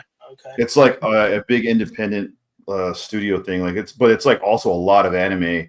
There's a lot of representation of Anime runs the nerd culture right now. It does. They do. Taking over every con, man. Yeah, it should. San Diego Because con is comics more like an fucking- anime con. I'm not blaming DC or Marvel, but outside of this, like they don't know how to write characters right now. They're just done. Like they don't know what they're doing. So good on anime, knowing how to write characters and storylines and everything. So I'm happy anime is. But it's not just that, Marcos. They're just it's the DC and Marvel, man. They're not really going to cons to announce nothing or do anything. No, stop, don't They say skip- that. yeah, They're they not flat out selling. skip- No, hold up, put up. No, they're not selling either. The comics are not selling. That's No, their no. fault. Yeah, but even I'm just talking about even the movies, right? The media, right? Not the not Dude, like the Superman, comics. I know you weren't the biggest fan of it, but Superman 2025 was one of the better comic book movies we've had in the past 5-6 years, and it only still made 600 million. And Yeah, that but just there's shows how much faith that the audience does not have in comic movies right there's now. also but there's animated on Marvel and DC. There's also movies, and they're not really going there to make announcements or pushing anything. And it's been anime that's really been the 'Cause it front makes money. runner It of makes all money. of that.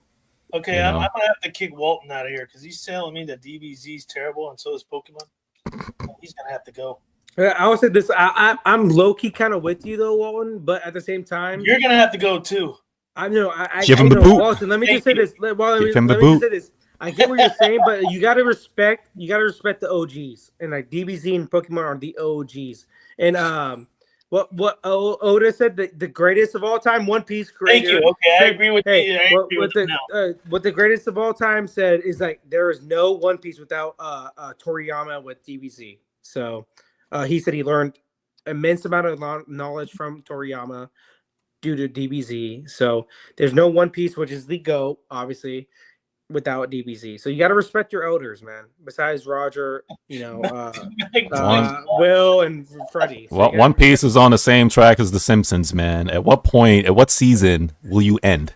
Wait, let me just say this, Freddie. Let me just say this. I watched The Simpsons up to Freddie, like let season me just say this. 11. We're on season 30 What now. happened with the new gen anime? JJK, My Hero, One Punch Man, Attack on Titan. All these were supposedly going to dethrone fucking One Piece, and guess who's still lasting right now? One Piece. All those animes and mangas have. Yeah, but you're not you're not pulling any new fans, man, because we don't want to sit and watch 2,000 new episodes. Fans. What are you talking about? It's got more fans because of the live action movie. Oh, Wait, I'll give you that one. I will give you that one. 100%. It got way more fans because of it. I will give you that. Yeah. That reinvigorated this stuff. So 100%. Yeah. Yeah, but you know, think about this. One Piece is gonna have a live action show every year. It's gonna have the normal anime every year. It's gonna have the manga that's week to week, and it's gonna have a different anime that's. This is why there's 4 different pieces of media in one. This is why I am for even DC and Marvel. Like when DC does it more than Marvel, but when you kind of reboot things a little bit, right? It's just like you've gone your span of 3, 4, 5, 6 years or whatever it is. It's like, okay, let's wrap this up. Let's do some new stuff, right? And just let's one of the let's goats do of all time. The anime is my favorite anime. Oh, Hunter x Hunter. That's like my top. It really is my favorite anime. 1, maybe 2. One Piece all is my time. favorite story of all time, but Hunter x Hunter is the best. Hunter, Marcos, yeah. I thought you said Kingdom was the greatest story of all time. No. Kingdom's my second behind One Piece of all time. The anime sucks for the first 2 seasons. The 3 and 4 seasons, the anime is decent at best, but the story is right behind One Piece. It just didn't have a great anime Hunter x Hunter is great. I'm still holding on for Yu Yu Hakusho. That's my favorite. That's a good one. That's a good one. That is a good one. Freddie knows, dude. Hunter x Hunter, the remake was in 2012, and it looks better than the 99% of anime today. Yeah, that's top tier, man. Crazy, dude. It's tier. crazy. And Hunter x Hunter is the only thing that I don't like from Hunter x Hunter protagonist Gon is his rock paper scissors thing. I think it's that's so cool. That's so cool, dude. Kamehameha. It's the same shit. He's doing the same pose. He's doing his rock paper scissors. It's Kamehameha. Just stop it. Okay. At least you have a show. All right. He points his finger and he shoots. I tell you this: when he became adult Gon, he showed you rock paper scissors. I'll show you rock paper scissors. That okay. wasn't rock paper scissors. That was cannonball. That was fucking something else and fucking Like, not even paper, that was rock sheet. That shit was not even close. This dude, dude, I'm telling you, Hunter x Hunter's good. Hunter x Hunter is the best anime I've ever seen in my life. So yeah. I mean, personally, I like Killua better than most of them. He's a better written character, I would say. Yeah. Him and Gon, I love the stories they have. Like Gon is the happy-go-lucky, and then Killua was the sad. This and that. They basically switched by the end of the anime. Sure. Yeah. I love it, man. Oh yeah, it's great storytelling. Yeah, storytelling's great, man. The narration is great as well. Oh my god, dude! The whole Chimera anime arc. It's like the narrator. He's talking more than anybody else. Honestly, I love the narrations, man. Yeah, I love it. It's awesome. I love it. Like, yeah. Or even the strong. I love that. It's same thing with Luffy. Like Luffy in a lot of the arcs in the beginning was not the strongest, but he still prevailed because of multiple reasons, and it makes sense. Mm-hmm. That's why I hate Bleach. Bleach, this dude fucking. Oh, I love Bleach. No, fucking. What's his name? The main character. My God, I'm blanking out on his name. What? You mean Ichigo Kurosaki? Ichigo. Literally, second. Hey, Will. Second arc, he goes to Soul Society and clears them in the second arc. So. That's just whack. Who cares? That's just whack. That's what I'm saying. I mean, don't get me wrong. My personal favorite character is Kenpachi. I love that. Exactly. I mean, what does he do? Second arc. What does he do to him? He didn't technically beat him. Washes him. He let him beat him. He was still walking. He just broke his sword. Big deal. See, there we go, Freddie. There we go, Freddie. He won't admit this dude Kenpachi got washed by a dude that just learned his shenanigans within 2 fucking weeks ago. Like, come on now.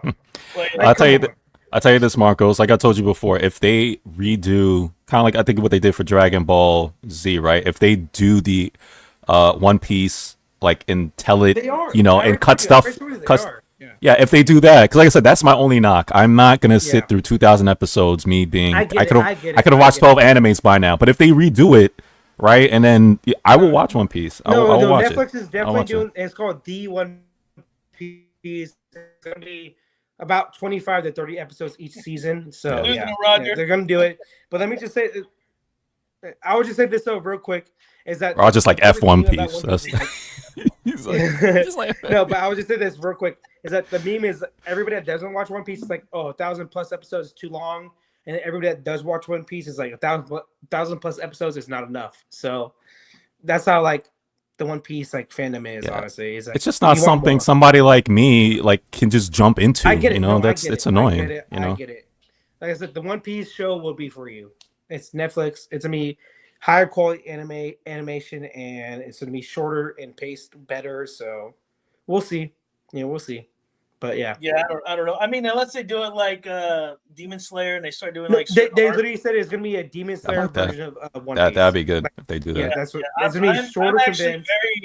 very excited for the Castle arc to pop here in the U.S. I know it broke all kinds of records in Japan and within the first week and stuff. Yeah. So I've seen some tidbits that, man, they said I think like 3 million people illegally watched that in Japan or something like that. No, in America, because like we're not getting in America until like next year, I think, or like December. No, I think it's this year. I think it's December, I think. So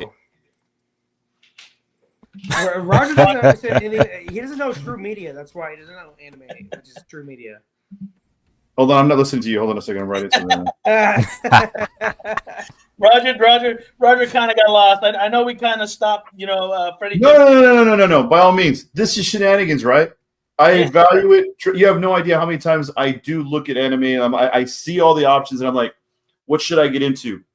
And I can't ask Marcus because, like, whatever he's going to give me, whatever he's going to tell me is going to require 5 years of my life more than likely. No, he don't know shit. You want something good? Want something good? Something short? Watch a movie. Watch Ninja Scrolls if you haven't. Watch Blue Giant on Netflix. Ninja Scrolls. I told you, Ninja Scrolls is the first anime I watched. Wait, stop with the Ninja Scroll. Wait, Ninja Scroll is great. Watch Blue Giant on Netflix right now. Watch Blue Giant on Netflix. Okay, I was about to say, DB Madness had me watching. What were we watching? The other like it must have been like over a year ago. We did like a marathon of watching this one anime. Tell me what it was. You had me. I was enthralled by it, and then you fell off and stuff. So that you were like my gateway into it. I don't know what it was, but it was a really cool one. I think Roger, for you, like, it just really depends on time and how much older you want to go into certain movies. And also like if I want to watch something that Don't wait. watch leveling. Shut up, Marcus. I want to watch something that I can, like, if I'm going to have something while I'm working, because I'm always doing something. Right. Every time I try to get into an anime, I want to watch it and actually get into it. So I can't just have it on. You know what I mean? So when do I have time that I'm not doing anything and I can just sit there and zone in and just like watch it? It's really rare. So Baki. Yeah, Baki. I was watching that, and that was badass. I thought that was awesome. Yeah. But I think it was. But I just think it's like it depends on how old you want to go and pick back up to something new. So, there are a lot of movies, older movies that you could watch that you could dig. It's just a movie. It's like 90 minutes, right? Yeah, I liked Attack on Titan. I watched like 2.5 seasons of that. I'm not done with it yet. Overrated. I liked it. I'm just stating what I watched. Chill out. And then I ended up watching I also watched Spy. You should Spy Family. I like me and my kids love it. Spy Family is like it's a heart warming type of anime. It's good. Good. Goofy. It's really good. It's fun. It's not. Don't take it serious at all. If that makes sense. Yeah. I think the other one that I really want to watch Berserk. Like all my friends tell me about watching Berserk, so I think I want to get into that. Don't you dare watch Berserk. Read it. Okay. Got it. Anime is horrible. Anime is horrible. So Roger, remember, do it opposite of what Marco says. So watch it. Don't read it. No. Freddie, back me up on this, please. Freddie, please back me up, bro. Marcos, he doesn't have time. So bad. The anime is so bad. Please stop. Will. So Roger, the first three movies, watch. When they do a season 2, it is terrible. They do like this weird CGI art to it. I watched the whole thing because I love the story, but it was terrible season 2. But if you watch the movies, the 3 movies, and it ends where I'm not going to spoil it, but it's great. Okay, I think it's great. You can read the manga after that. Like get to a certain point and jump into it. Crunchyroll has everything, so if you get Crunchyroll, the anime is the best of the bunch. Is not that great either. It's just doable.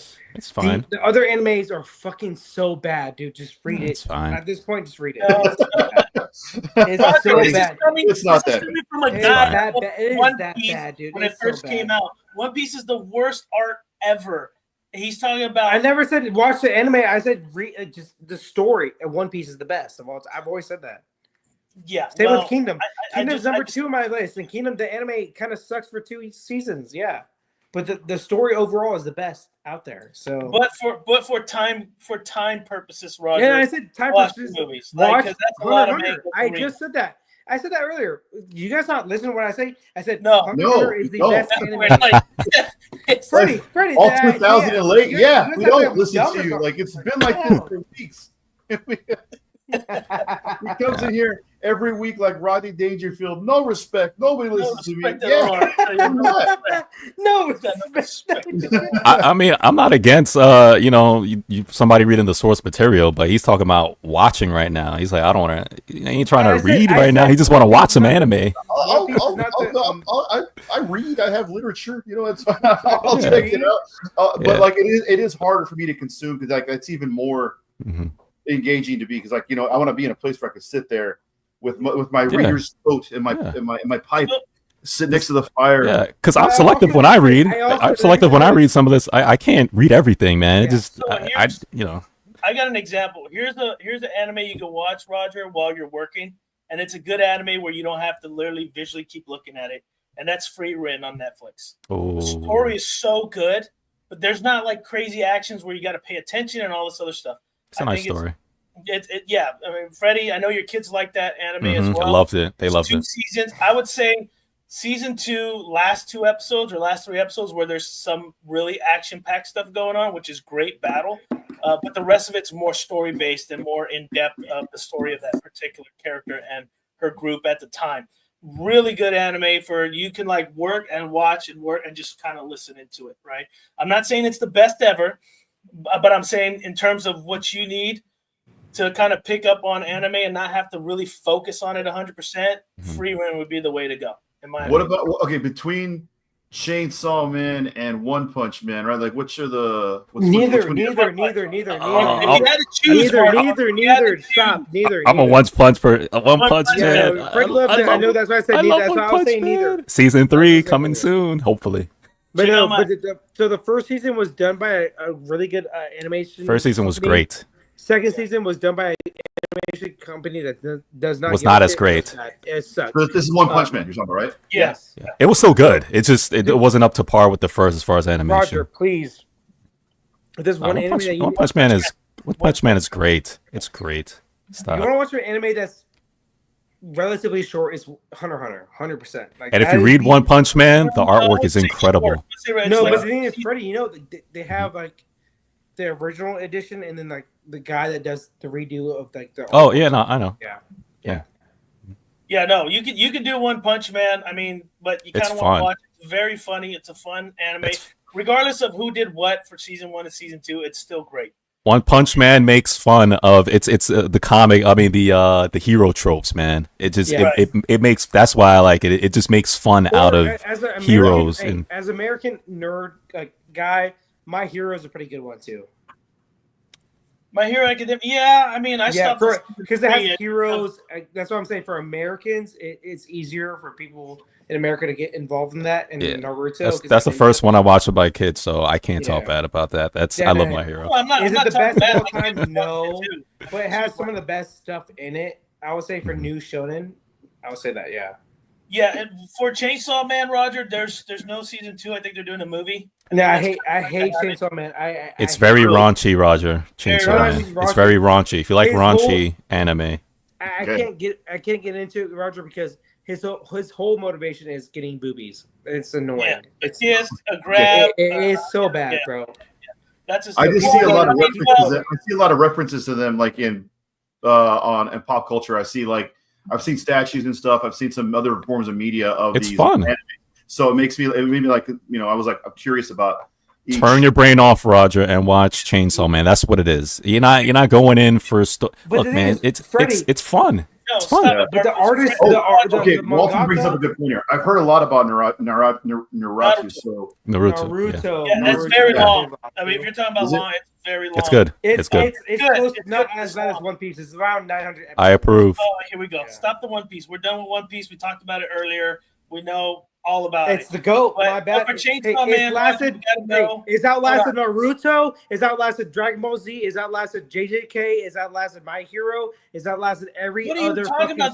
They're still making them. They're still making Naruto. They're still making DBZ. They're still making. No, they're not. The Dragon Ball, maybe Dragon Ball. That's about it. Let's get something out of the way here. Like, longevity isn't always an indication of like greatness. Like, okay, but comic sales are they not? Yeah, I'm just saying, like, the Simpsons have been off for 30 years. They're pretty good. The only person that's above One Piece right now is Superman in comic sales. Wow. I didn't know that. Yeah, and Batman is behind him. So, like, yeah. And the thing is, the difference is like there's one artist and writer with One Piece, and there's multiple writers and artists with Superman. Batman. Really? So throughout the entire, like, yes, it's one person. Always been one person writing it? Yes, it's Oda. It's Ichiro Oda. That's remarkable. That's really cool. He's really number 7 of all time artists, writers of all time, most sales. So he's behind. What was it? I think he's behind. He's number 5 actually now. I think he's behind. Was it? In terms of, yeah, that's a good point. That's a good point. Are you going to for talent at all? Popularity doesn't equate to quality, Mark. That's what I was trying to like say. Thank you so much, Walter. Appreciate that. So let me get back to Chainsaw Man. Roger, you got to understand the backstory of the character and why his motivation is he's what horny. He wants to do. Right? It's not that he's horny. He is horny. Watch the first few episodes, and it gives you horny. the backstory of that character, and then you'll find out. Yeah, it's basically why do I have to have a motivation? Like, I lost my family. Why is it that I have to? Every superhero is like, oh, I'm motivated. It's like he's just like, dude, I don't have that kind of motivation. It's just I don't have the motivation. That's literally what Marco, it is. You're horny, so don't hate on the guy. I know too, but my gosh, can we stop putting this on the level of One Piece? He's just horny. No one's putting it at One Piece. No one thinks that. No one ever said it was great and amazing. Everybody said it's mid. You're the one that's making an argument where there's no argument. Marcos, it's the same. You're arguing with yourself at this point. Like, he is horny. But Marcos, it's the same thing with One Punch Man. He's just a hero for fun. He's not into class and all this other stuff. Like, he just like, I just want to be able to be a hero. Horny. That's a motivation. Yeah, but but that was the whole point of Chainsaw Man. He was saying everybody has their own motivation. Yeah, he's just like, that's my motivation. Like, dude, don't say the one where you said it like at least 17 times. I want to keep saying it. How many? Okay, but how many people motivation to do stuff is like for women or for girls or for fame or for fortune? That's his motivation. That's his motivation. It's not the sole reason, which is like, I know, Denji's whole reason. I just feel like Marcos is jealous because Chainsaw Man's getting it and he's not. Like, I feel. He's getting it from an inanimate object at this point. Like, she's not even a real person. Obviously, she's like more of a demon or whatever. The hate is strong with you, man. Very, very strong. I didn't even compare it. Because the quality of animation and the music. Like, he's so mad. So his quality of his camera is diminishing as a plot. Popo has a good one. Initial D is a really good one. 100%. Okay. Yeah, well, that's what I said. That's what I said. It's just turn your brain. That's what I'm saying. It's for me. It's just turn your brain off and just watch and enjoy. Like that's all it is. Come on, dude. Stop it and turn your brain off. Shit. Come on. No, it's all right. You watch Fast and the Furious. It's the same thing. That's what I always say. When I watch Fast and the Furious, I'm not I watch Fast and the Furious and I enjoy it. Cars. I'm just saying. Oh, I didn't put it. Nobody's putting it with the ghosts. Who said? I never said that. Marcus, you're arguing with yourself. That's what I said. No one said anything. All I did was ask one simple question, and all you did was go off on this rant by yourself. He's just going off. Like, let him go. Let him go. Just let him go. Here's where I think, Roger. Remember the intellectual level between the both of you. Just watch Chainsaw Man. You'll understand what I'm talking about. First few seasons and why he directs himself for that motive. You'll see. It's fun. Yeah, it's fun. I watched the whole season. Someone said, "Oh, don't watch it." I'm like, I thought it was good. It gave me kind of JJK vibes a little bit. Juju K. Yeah, Juju K. JJK. Sorry, Juju Kaisen. Juju on that beat. Juju K. And it's a short watch. You're not sitting there for hours. So if I don't have 10 years of content to get through, right? Well, no, don't watch One Piece. Then it'll be 10 years of content. So Roger, your gray hair with One Piece will become black hair. That's how good it is. So I'm just saying. It reverses the aging process. Yes, 100%. Reverse your age. Lost his mind. Roger, yeah, we watched the first episode, but like we didn't really watch more beyond that. So I wasn't sure like what was going on. I mean, it was crazy. The visuals I thought were pretty crazy. It's Angel Reese ass. It's Angel Reese ass. That's why. Oh God, let's not start there. Okay. No. All right.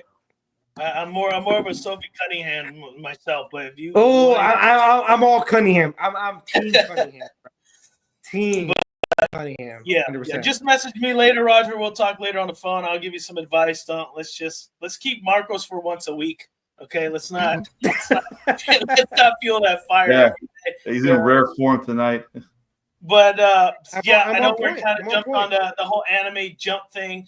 We're getting excited. A lot of new stuff. You know, you got Dan to Dan season 2. You got that's another crazy one. Yeah, Dan is great. That's another raunchy, crazy one, man. But it's good. It's so good. It's good. I love Granny. She it is. reminds us of Tsunade from Naruto. It is. Granny is like, Great. together, man. Granny always chasing those golden balls, man. Chasing them golden balls, man. I didn't finish season 2, but hopefully I think he gets his grasp on his left testicle. I think I will not ruin it. I I don't know, but yeah, a lot of good anime coming out. I think this is final season for My Hero. I think it's season 8. Yeah, it's the final. Something like that. Yeah, how many more seasons does One Piece have? Like that, like 20 Oh more? my god, dude! Like, Throw that out there. Just throwing it out there. Dude. Oh my god! It's all I you know this at work? Are you like this at work too, man? Like, I'm abysmal. 100%. Just walks around like One Piece, pow, pow, pow, pow, One Piece everywhere he goes. It's that good though. That's why. One more. So Freddie, and I didn't ask you anything coming in for you. You got something new coming in? We're gonna jump off the anime thing for a little bit. Yeah, but there's one thing coming in. Kind of tired of talking about it. I'm just gonna wait to see if it shows up. But anything new? Freddie, when's Arnie coming in? That's what I just said. I don't want to talk about it. That's what I was afraid. When is it coming in? When is it coming in? I'm not getting into it right now. But damn. I know Freddie too much. I know Freddie too much. Freddie's always willing to talk. You just shut down like that. Damn. Here's one thing I know, Freddie. Yeah. I'm crossing my fingers because all three of us are getting this. The Dark Side on Throne is supposed to be November. That is yes, yeah. So I didn't yes, and I didn't forget what we spoke about. So my word is still on that.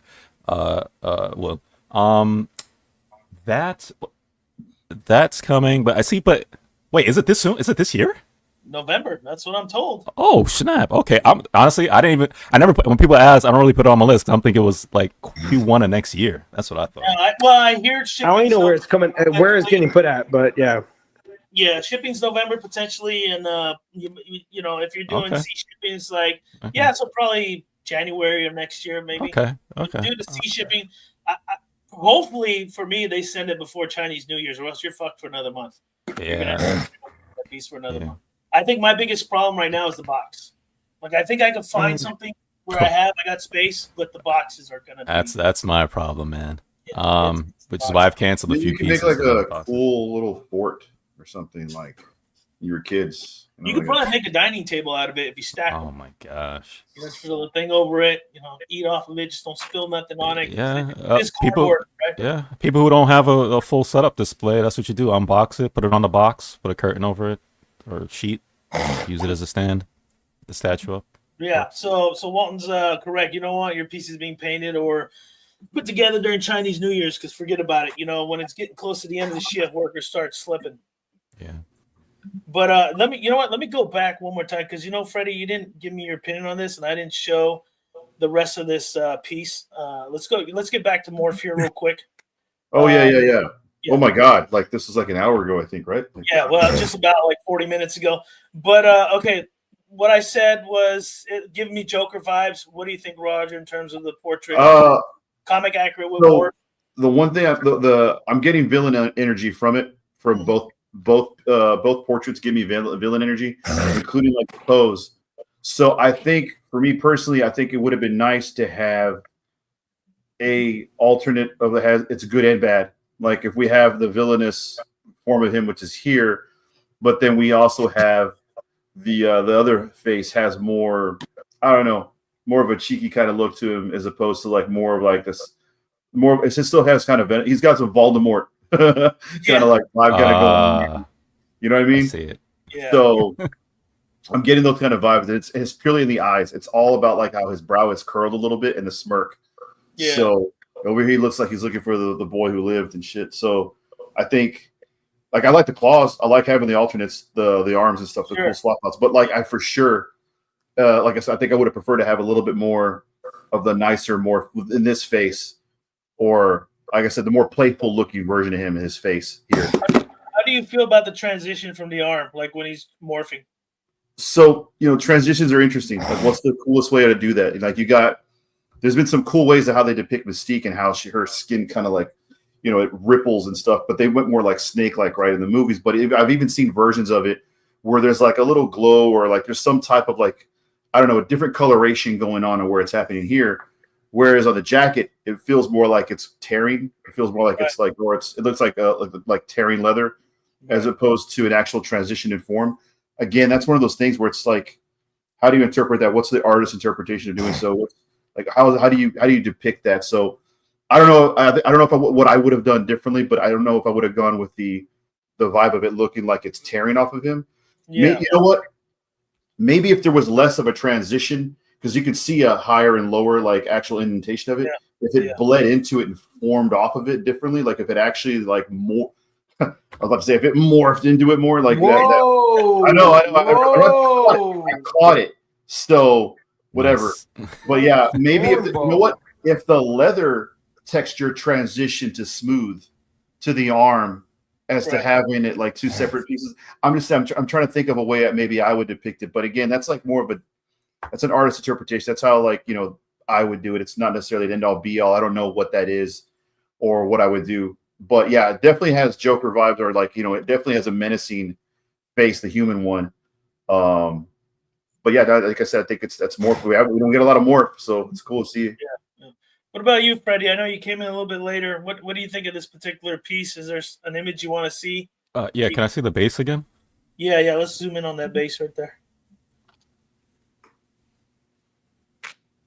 Yeah, simple base. Yeah. Yeah. Looks nice. So with the statue itself, I agree with Roger. I thought the jacket was ripping initially, and then I said, "Oh yeah, okay, I know who the character is." Went with his hands. Looks like it's ripping out of the jacket. So what I was thinking is, if the transition, man, can you do it like as far as coloration? Like the coloration from like blue, light blue into brown or something. Like you kind of see it seeping in more than you just see it tearing. It's just, you know what I'm saying? If you did a gradient of it, gradient faded out, like maybe that's how you do it a little bit more. Like I said, again, like we're talking about like comic book knowledge or like logic here and stuff, right? What's the coolest way to make something transform or transition? So yeah, the thing that I think of, it's not comic, it's movie, but the thing that pops up in my mind is with the T1000 with Terminator, when he makes the knife hands and you just see like the metal, it kind of transitions into it, where when you see it, it doesn't look like the skin is ripping or the clothes is ripping. It just looks like it's morphing into it when you see that. So if they could do something like that with the T1000. You did it. You said the morphing. You did it. You transitioning. Not I did the transitioning. I could try to use another word other than just like. I got it from you, man. You can seeped into my mind. But if they could do it like that, I think that would be better. Because the other way, like Roger said, it looks like it's just ripping.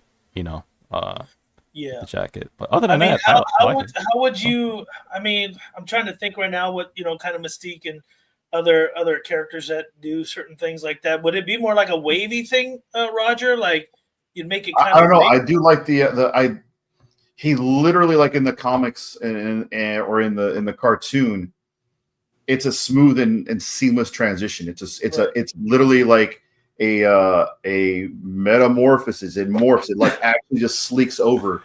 It doesn't actually like. There's no like edge lining where you can see things like like I said with Mystique, you have like almost like a skin turning or like a like a snake. Like I said, it kind of has this weird flicker effect that goes across. And I've seen statues depict that in cool ways that incorporates sculpt and paint application. I think for this, it literally needs to transition where the folds, like, you know what I would personally, I think this is what I would do. If I was going to make these folds on this jacket, I would make those folds blend into the anatomy of the musculature and actually do a paint application across so that it goes actually from jacket to blue to glove to now it go from leather texture to then go to like the texturing on the glove itself too. So you have a full transition of not just color application, but texture as well. I don't think I would do a harsh edge lining or a harsh differentiation between the jacket and the glove to where it looks like it almost like I'm just using my description of how I see it. Like it gives like Hulk vibes, you know, where like the clothes is tearing off and stuff. Yeah, like on his pants and stuff. Yep. You know what I mean? It kind of gives off those kind of vibes. I think I would go more with, like I said, making more of an organic metamorphosis from leather to costume to then like the glove and the metal. So yeah, that's what I would do. Yeah, because I think like his clothing's part of him, right? Like he morphs. The same thing with Mystique. So it doesn't matter. Like he can morph a coat and stuff. So you're right. It does. That's a good question. Like, you know, is the leather him? Like, I mean, the jacket him? It's part of it. Yeah, again, we're talking comic book logic, right? We're not going to get into the even if it were him, why is it tearing? Like he's not. You know, he's not increasing his size for it to tear, right? It's just and it's not tearing, but that's the choice he chose to make for the transition. So it just looks like we keep saying tearing. I know it's not tearing, but it just right. Yeah. Well, because we understand the character, we know the character's doing what he does, like Mystique. But visually, the way I see it, that's why I asked that question earlier. Is like, what do you think of the transition? Because I know it's transitioning, but it visually looks like it's tearing. Yeah, because Walton brings up a good point too, as far as like the belt, you know, feeling a little plastic. You're feeling like it's probably, you know, and I think a lot of that kind of comes from the idea of it having not as much detail. Like it feels like it's got a lower amount of detail than maybe like the rest of it. But again, like I said, by doing that, by adding more details, we're starting to like maybe deviate further away from just a straight comic book adaptation, right? And I try to tell myself like the motivation was to capture a full like comic book adaptation as close as possible without getting too far into making details. But yeah. Sure. Okay, you took it there, not us. Okay, you did that. This is all you're doing. By all means, wherever you want to take it, you do that. Yeah, you know what, Walton? Live your truth, Walton. Whatever you want to do. 2025, bro. We're progressive country now. We are an inclusive environment here. Right. We accept all. Roger's coming out right now. So that's not exactly what's happening. In your dreams. Guys, Marcos is projecting. Marcos is like, baby. Dude, since the moment Marcos realized that we don't live that far from each other, he's been like, you know, putting these innuendos out there and stuff like that. I know what you're doing, bro. I know what you're doing. Maybe a better word for him for this guy is transmutation. Transmutation. That's a word, right? Transmutate. That's a word. Right? It is. Transmutation. Yeah. That's what Roger's doing. He's transmutating. Marcos is in trans. Yeah. Roger's over here trans. Yeah.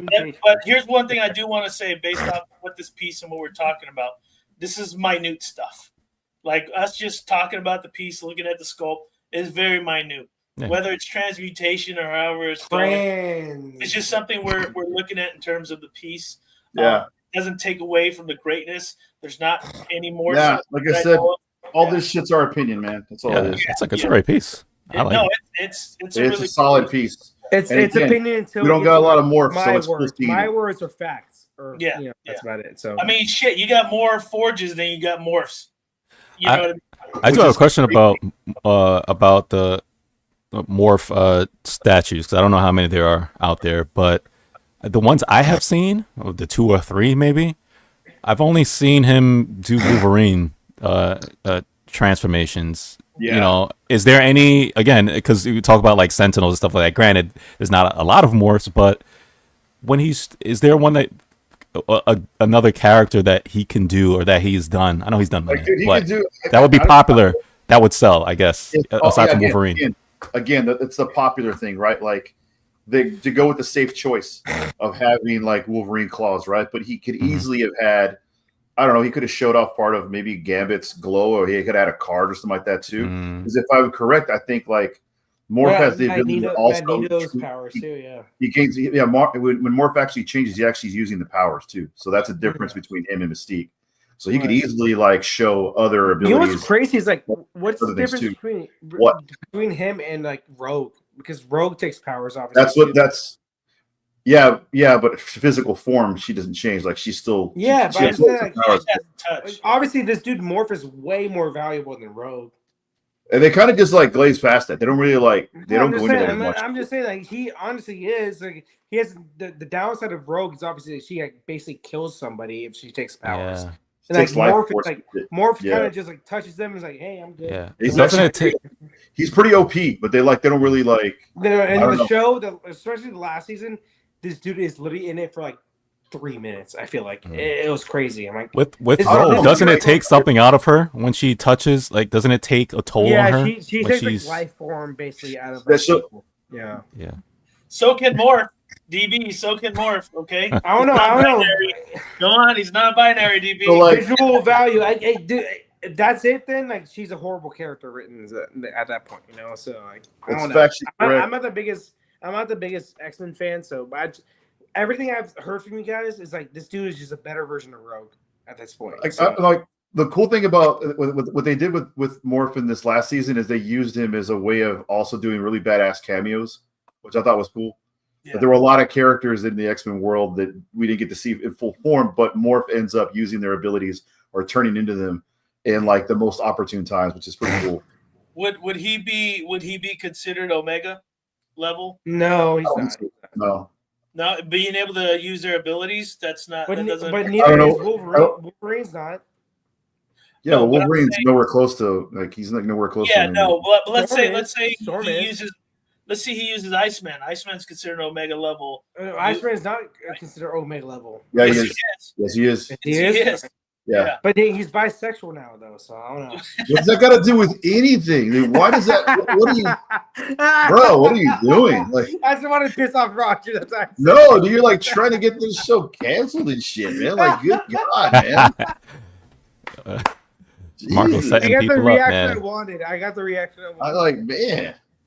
I don't know what DB Madden is saying. He's saying Forge is lame. No, Forge is a better version of Iron Man.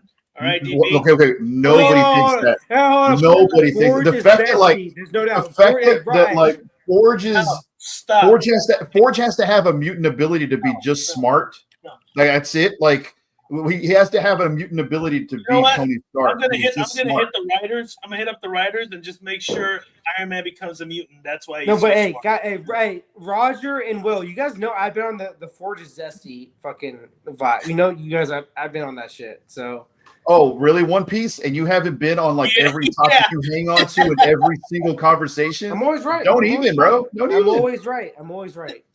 No, you're always delusional. Yeah, Will, can we show the pieces I wanted to show? Because we got backtracked because Roger was on his crazy shit. Let me see if I can click on that.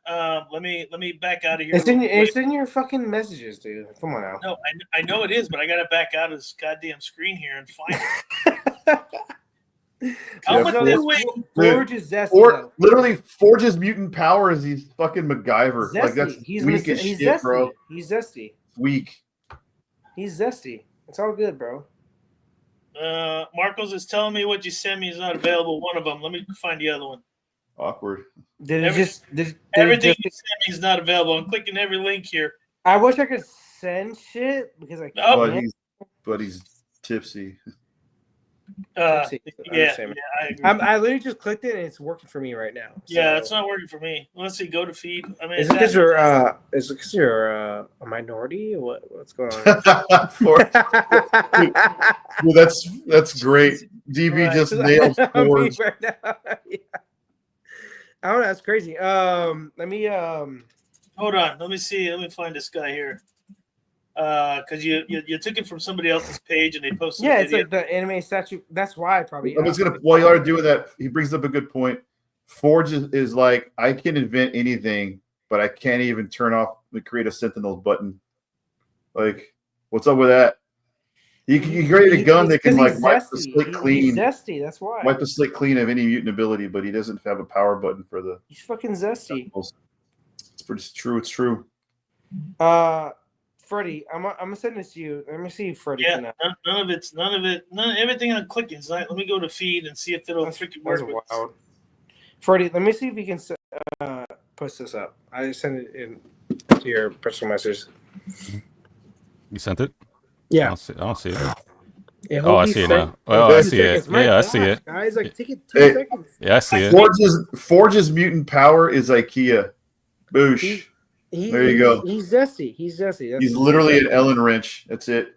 Try to if you can't share the screen, then because it's not accepting Marcos's bullshit link. So Freddie, can you do it?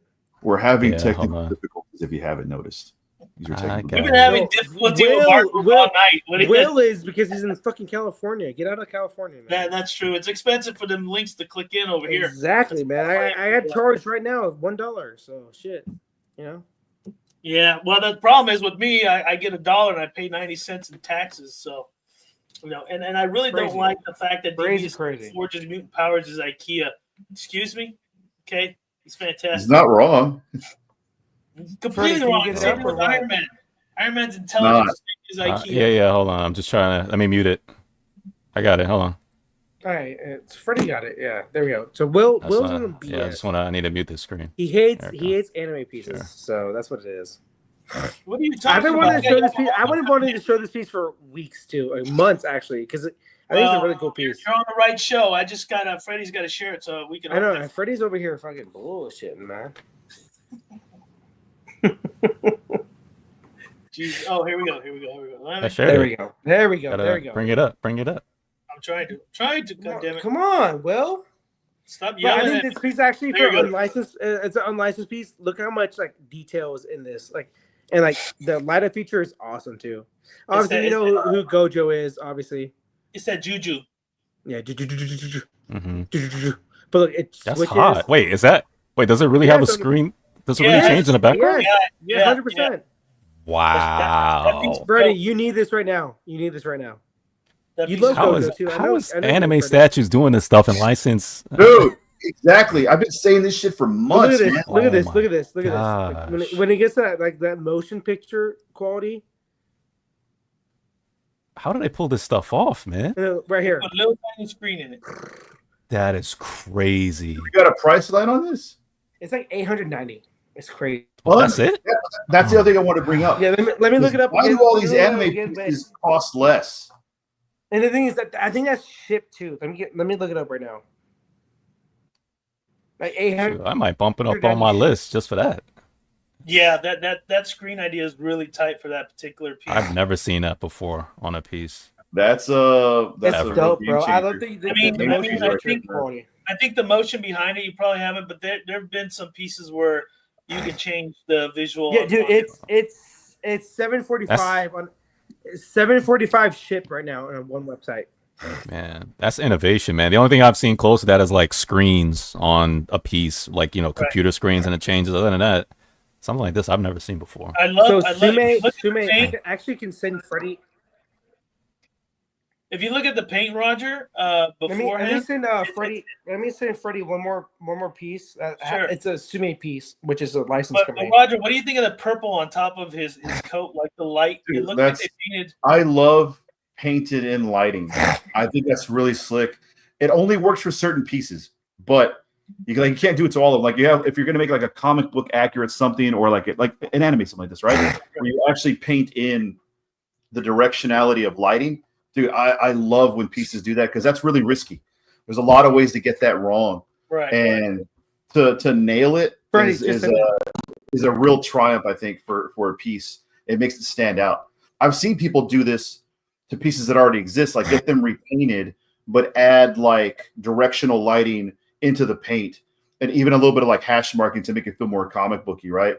But you basically are creating a scene, you're creating a dynamic scene for one piece, without necessarily needing a lot of like extra lighting in your scene to actually create this. It's in the piece. Roger, did you just say one piece?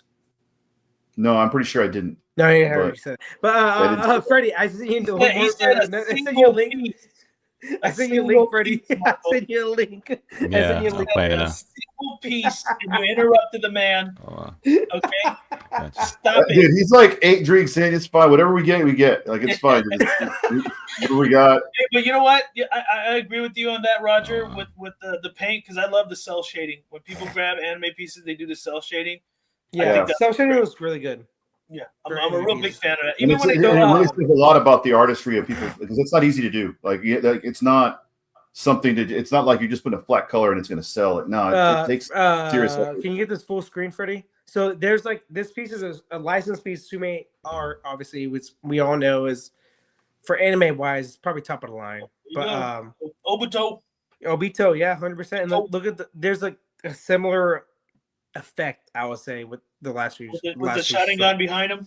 Yeah, but no, not just that. But look at this. Gives you the whole fucking anime. No, stop. It gives you the whole anime, bro. What? No. It gives you the whole anime, bitch. I might have to pick up that piece right there, man. That is dope. Are you It gives you serious? Rin, it gives you Kakashi and Obito. Oh man, so it tells her a little story. That is Okay, cool. this is like this literally is the piece right here. Like This is next level, man. yeah, it's the ambition on another level. Like now I can like watch, and then obviously you can do the Sharingan, obviously right there. But who's getting that when you get the whole fucking, the whole fucking anime piece? I would have to go with the. Look at that. See, look at it on the left. Look at it on the left. Yeah, I'd have to go with the. Look at that Obito versus Kakashi, which is honestly the top 3 fights of all time in Naruto. Yeah. I actually put that fight on my my TikTok. ASVCollectibles on TikTok. I did a little. Dude, I always said, dude, if I was ever in charge, which I should be in charge, but like a Batman like universe like type thing, I would have the Nightwing versus Red Hood in that same type of fighting style. Like if that. There you go, Marcos. 100%, dude. DB's got something for you there. No, he's a loser. I'm not a big Obito fan. I'm a Shikamaru fan. So let's get that out of the way. No, Obito's a bitch. I'm not gonna be. But this piece is dope. Though. This piece is dope, though. I will say. No, it is. It is. I love that. I think that's great. I'm not a big Obito fan, but I love the fact that maybe his character, Sasuke or something would be pretty cool. I think everything rolling into the last arc about Obito is awesome. But they, what's the name?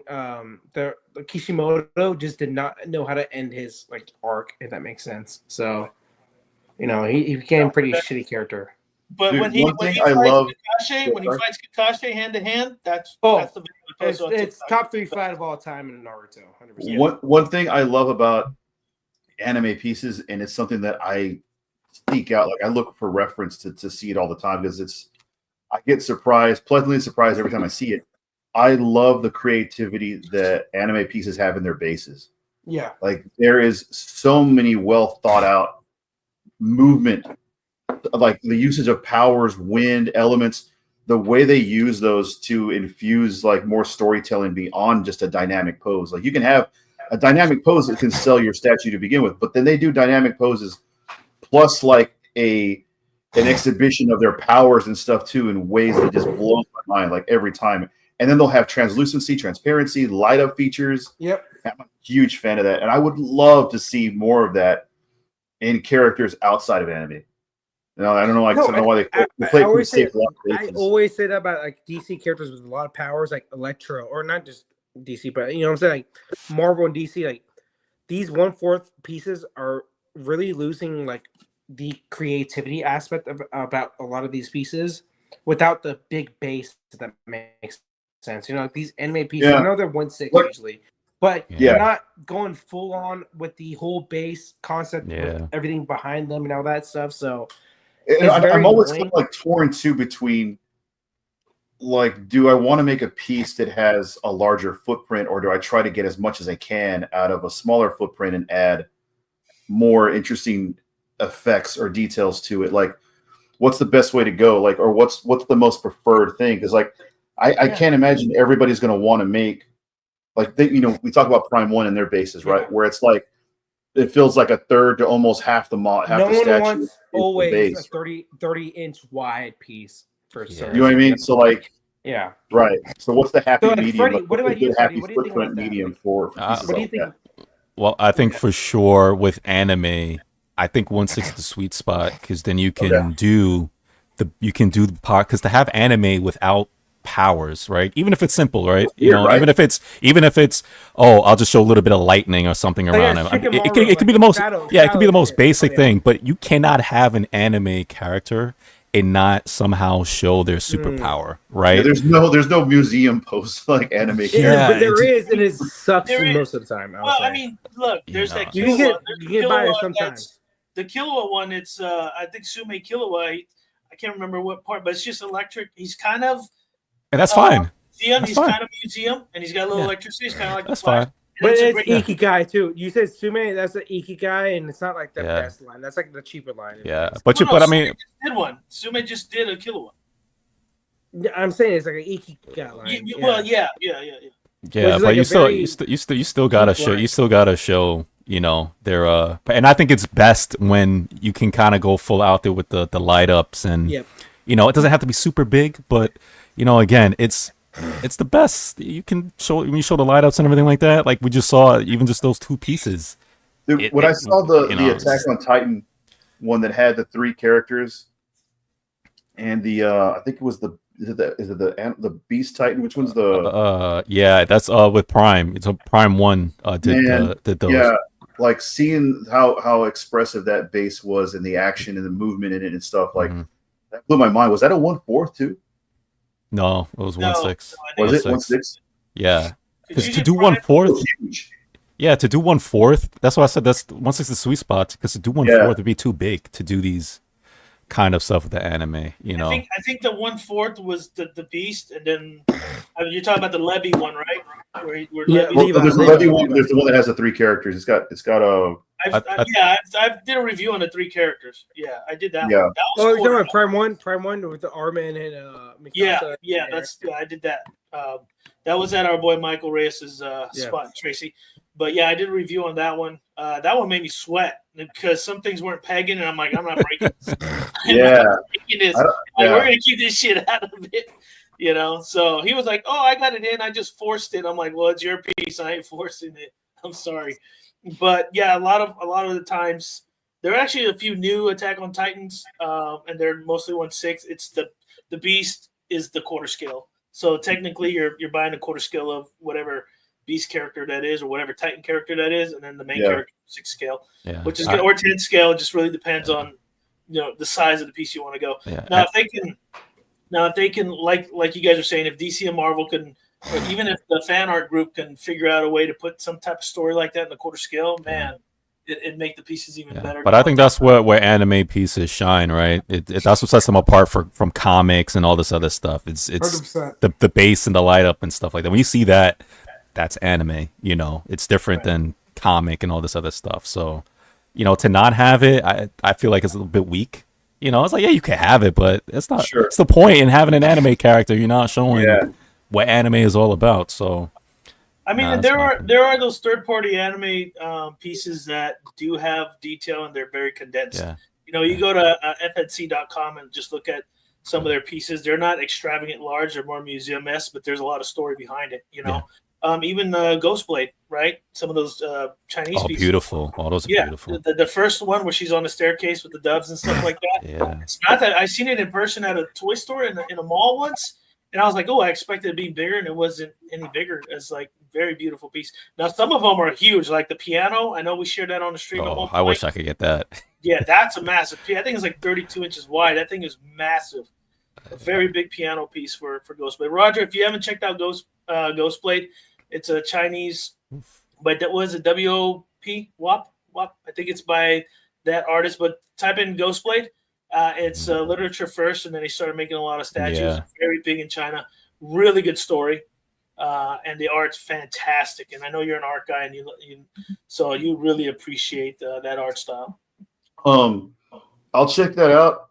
In reference to the chat, dude, I just saw that Ghost in the Shell piece.